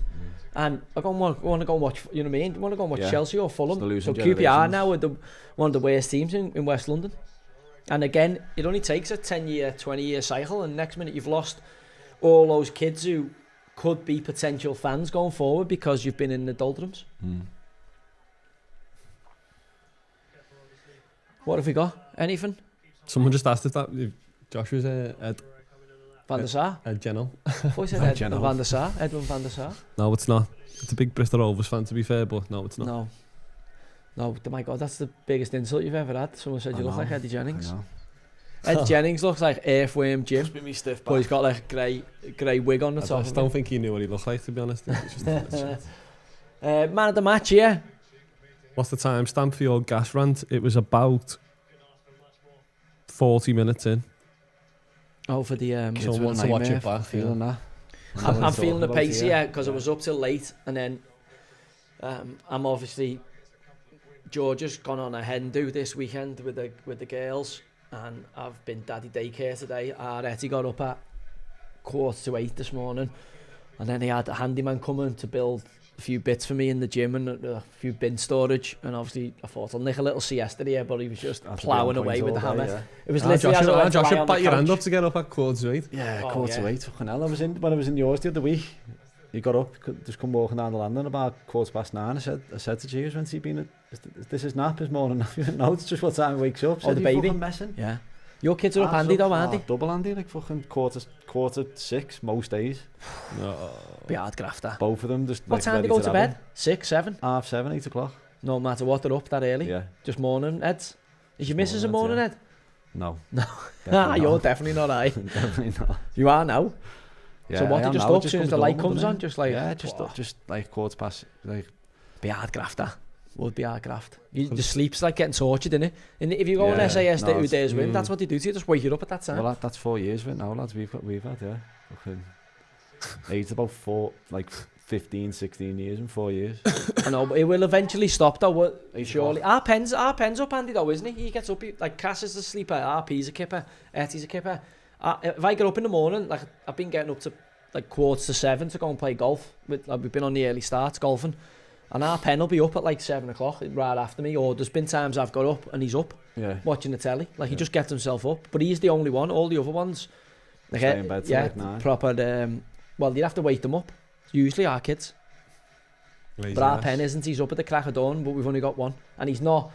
He's at the age where he won't. He'll just go and do his own thing. Do you know what I mean? He'll make his own break. He's only 6, but he'll get up and he'll mooch about. Whereas yours are too young, aren't they? Yeah. What about the dog now? What time's the dog need a walk? Lad, he gets up at like 6:30 every morning. You have to take him down for a piss. Does he sleep in bed with you? No. No. Where's he sleep? In his cage. Does he? No. Doesn't like getting in the bed. What with about when Soph's away? No, he doesn't. Don't let him in you. there. Nah, he doesn't like it. It's just fucking like he's only his little independent boy. So I hate people who sleep with like cats and dogs in the bed. It's like Lad, bizarre, isn't it? Dog parents have got to be the most fucking despicable people. Dog parents. Yeah. Fucking hell. Like, you walk, honestly, like if you're Miserable walking ass down, over here. especially we've got a double pram for our kids. You're walking down the fucking where people are sitting off having a coffee and that, and they've got the dog, and I'm like, oh, look at this little baby about the dogs and that. A lot of Don't people. fucking move, you know, when you're walking with the pram. Yeah, but a Wouldn't lot of move the- people get wouldn't dogs move the before they dogs go out the into way. kids, don't they? So they'll have a dog. But It's like- won't move the dogs out of the way when you're pushing that. Yeah, but it is. down You double can, pram so sides, if go, you're a "Fuck off." couple, they have a dog. You never did the dog phase, did you? No. So no. it's like it's like both of you working out if you're all right with the Obsessed dog. with it, It's like so, but the dog becomes like a child. Do you know what I mean? So like either someone will treat the dog like a child, Sad that though, lad. and then some people don't forget. There's people out there who end up with cats and dogs the whole life because they never move beyond the dog phase.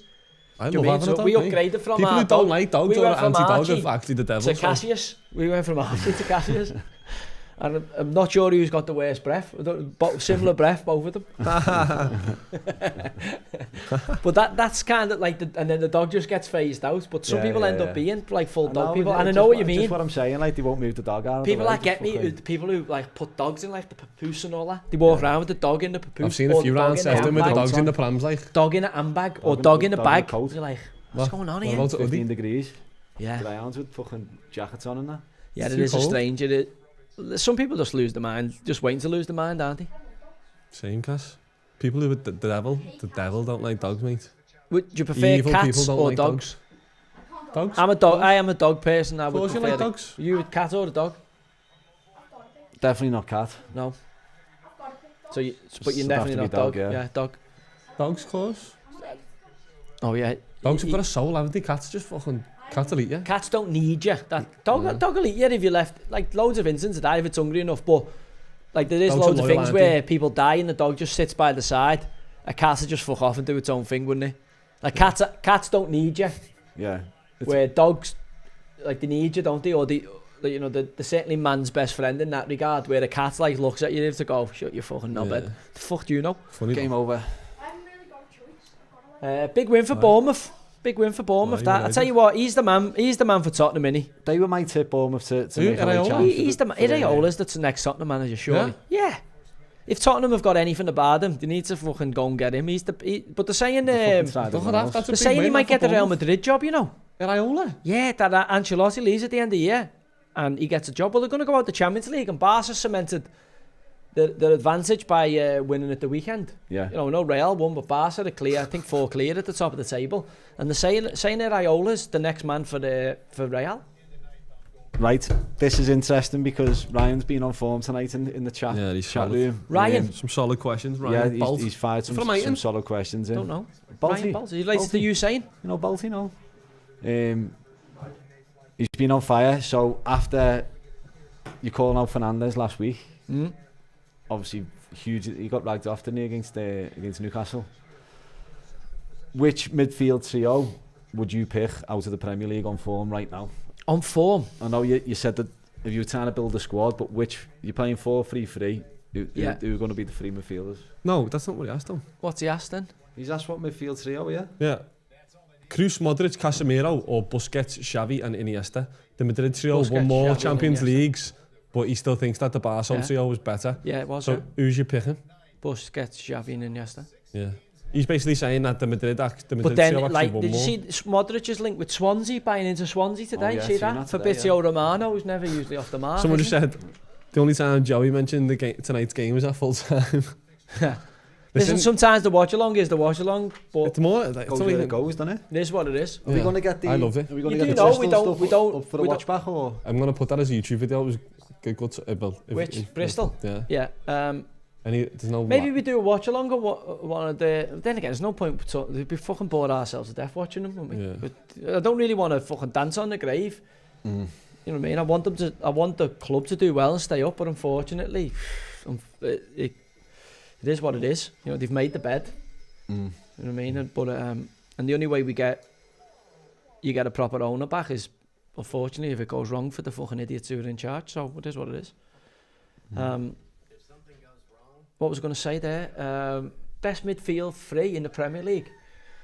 I thought we watched them yesterday. Fucking Tonali, Guimaraes and Joe Linton. I think All three. Oh no! If you could pick out of them, I think Bruno's in it. But then What? Bruno Guimaraes, not fucking Bruno, that fucking Portuguese beaver, Portuguese bevo, not in it. He wouldn't even get in. I told you he wouldn't get in my top 10. I named you 10 last week. I'd picked before him as midfielders, and all he's done this week really is cement it. And everyone was putting the Statman stuff up, right? I watched him against Leon.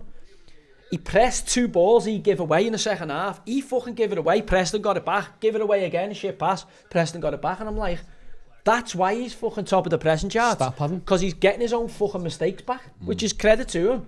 But you can stop that by just not fucking giving it away in the first place. Who'd you fancy, Eubank or Ben? Ben. Yeah. Yeah. What? KO? No, he's smaller, isn't he? So I'm on the underdog. I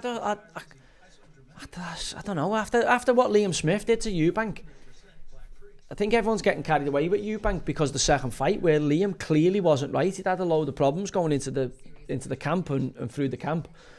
But Liam absolutely schooled him in the first fight.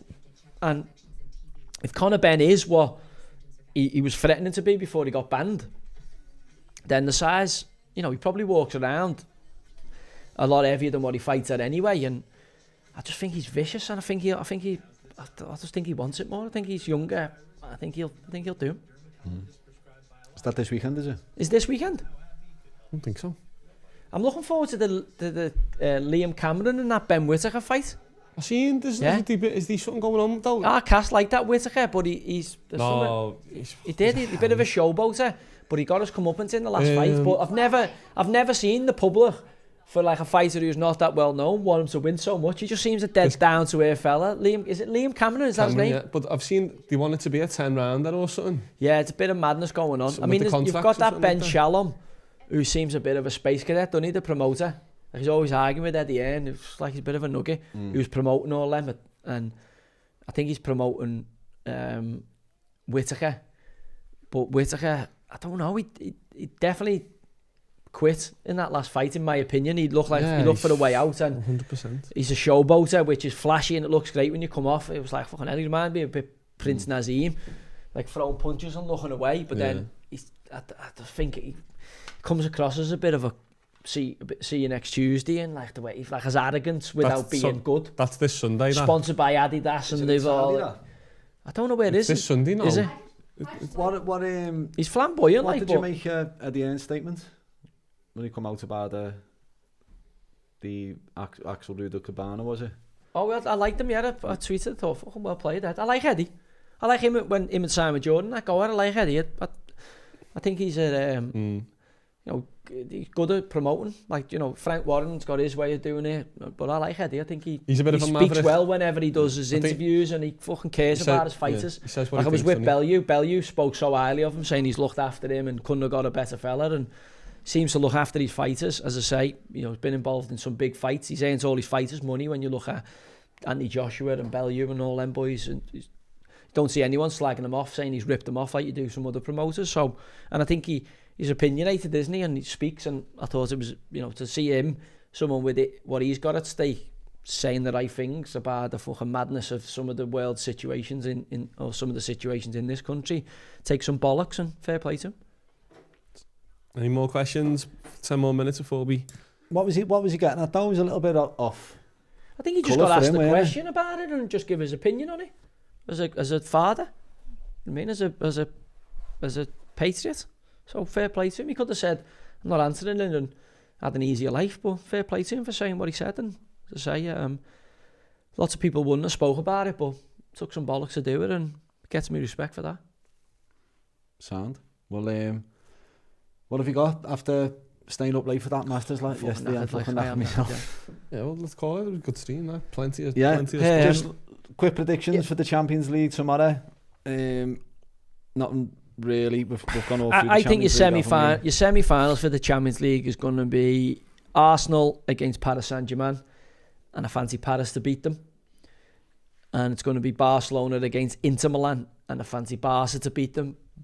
And the final to be Paris and Barca, and Barca to win the final. But also, you could see Arsenal beating Paris, upsetting them. You could.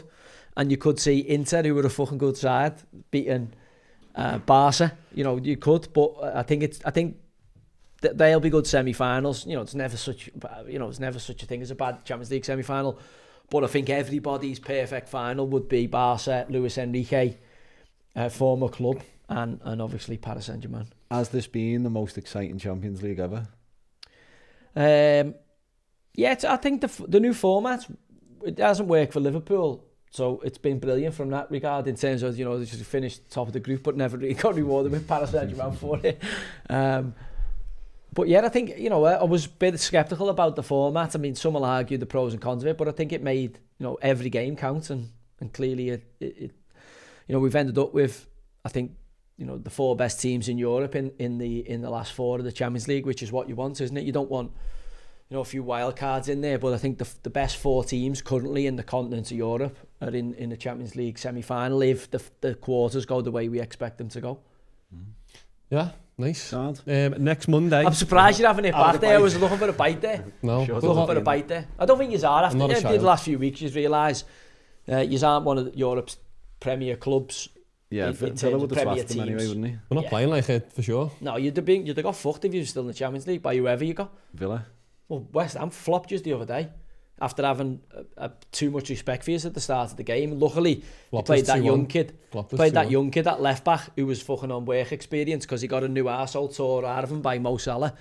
And it should have been out of sight because he was a rabbit in the fucking headlights. And it was only in the second half when he put Kufal on for him and put Wan-Bissaka at left back that Mo Salah got absolutely nullified, which should have been the tactic out the gate. Should have been. I honestly think he might have lost that game if it was. Graham Potter, nonsense Potter. Right, also, hang on, you might just want to give a shout to the Bristol fans. They've been in here all night, obviously. Yeah, the gasheads, listen, hang in there. Hopefully, Abdul Latif Al-Sayed Al-Camel Washer will be out of the fucking building shortly. You know, how long you've got to bite down on that, who knows? He's a fucking idiot. I'm open somehow by hook or by crook for the good people that are at the club and the great support that you give me, that somehow you find a way to stay in the division. Obviously, caveat of that comes with that fat cunt doing well, and so I'm torn on it. But I'll see you again one day, but it will be when that absolute imbecile has cleared out of the building. People asking when we're back. Next Monday. It's obviously Easter Monday. I don't wear Easter Mondays. It's Spurs. I'll be praying. Spurs Forest. Next Monday. No, we can do Monday. No next problem. Monday we'll be back. Same time, 7:30 for Spurs and Notts Forest. Forest to win 4-0. Is that what you're going for? Early call. No. Where's it at? Tottenham? It'd be an easier game for them because they can sit a counter on them there. No, on our Mondays it'll be 0-0. Yeah, but that was a bit of a... We fancy goals there. That was a bit of a... I fancy goals, yeah, it was. But right, I'm going to go home and watch Mobland That what you're into at the minute? I'm going to start at Tom Hardy, Guy Ritchie. I've seen it, yeah. Yeah, I'm going to Actually, watch it. I'm not seen it. subscribing to that thing, yo, so make of that what you will. I will not be paying another subscription. So make of that. As they catch you will. I've now joined the elite club of Careful. Not subscribing to Finding Paramount. Is it Paramount you have to subscribe to? Finding better You have to subscribe to Paramount to watch it, don't you? Fuck knows. So I'm just going to I'll find it on the internet, on a stream, or there'll be somewhere that someone will have a video of that. But I can't subscribe to another one. I've got Disney, fuck them. Netflix, Sky, TNT. What else have we got? Fucking subscriptions. Remember in school you just used to Spotify. Disney. remember Disney. in school you just had that one lad in the, Apple TV. in your year who come in with a PlayStation. bag of DVDs and that. Right. Oh, Good night. Good night, Thanks everyone. for joining us. Yeah, That's cheers. been Common Sense. Gas Hope heads. you've enjoyed it. We'll see you next week for more of the same. Have a good one.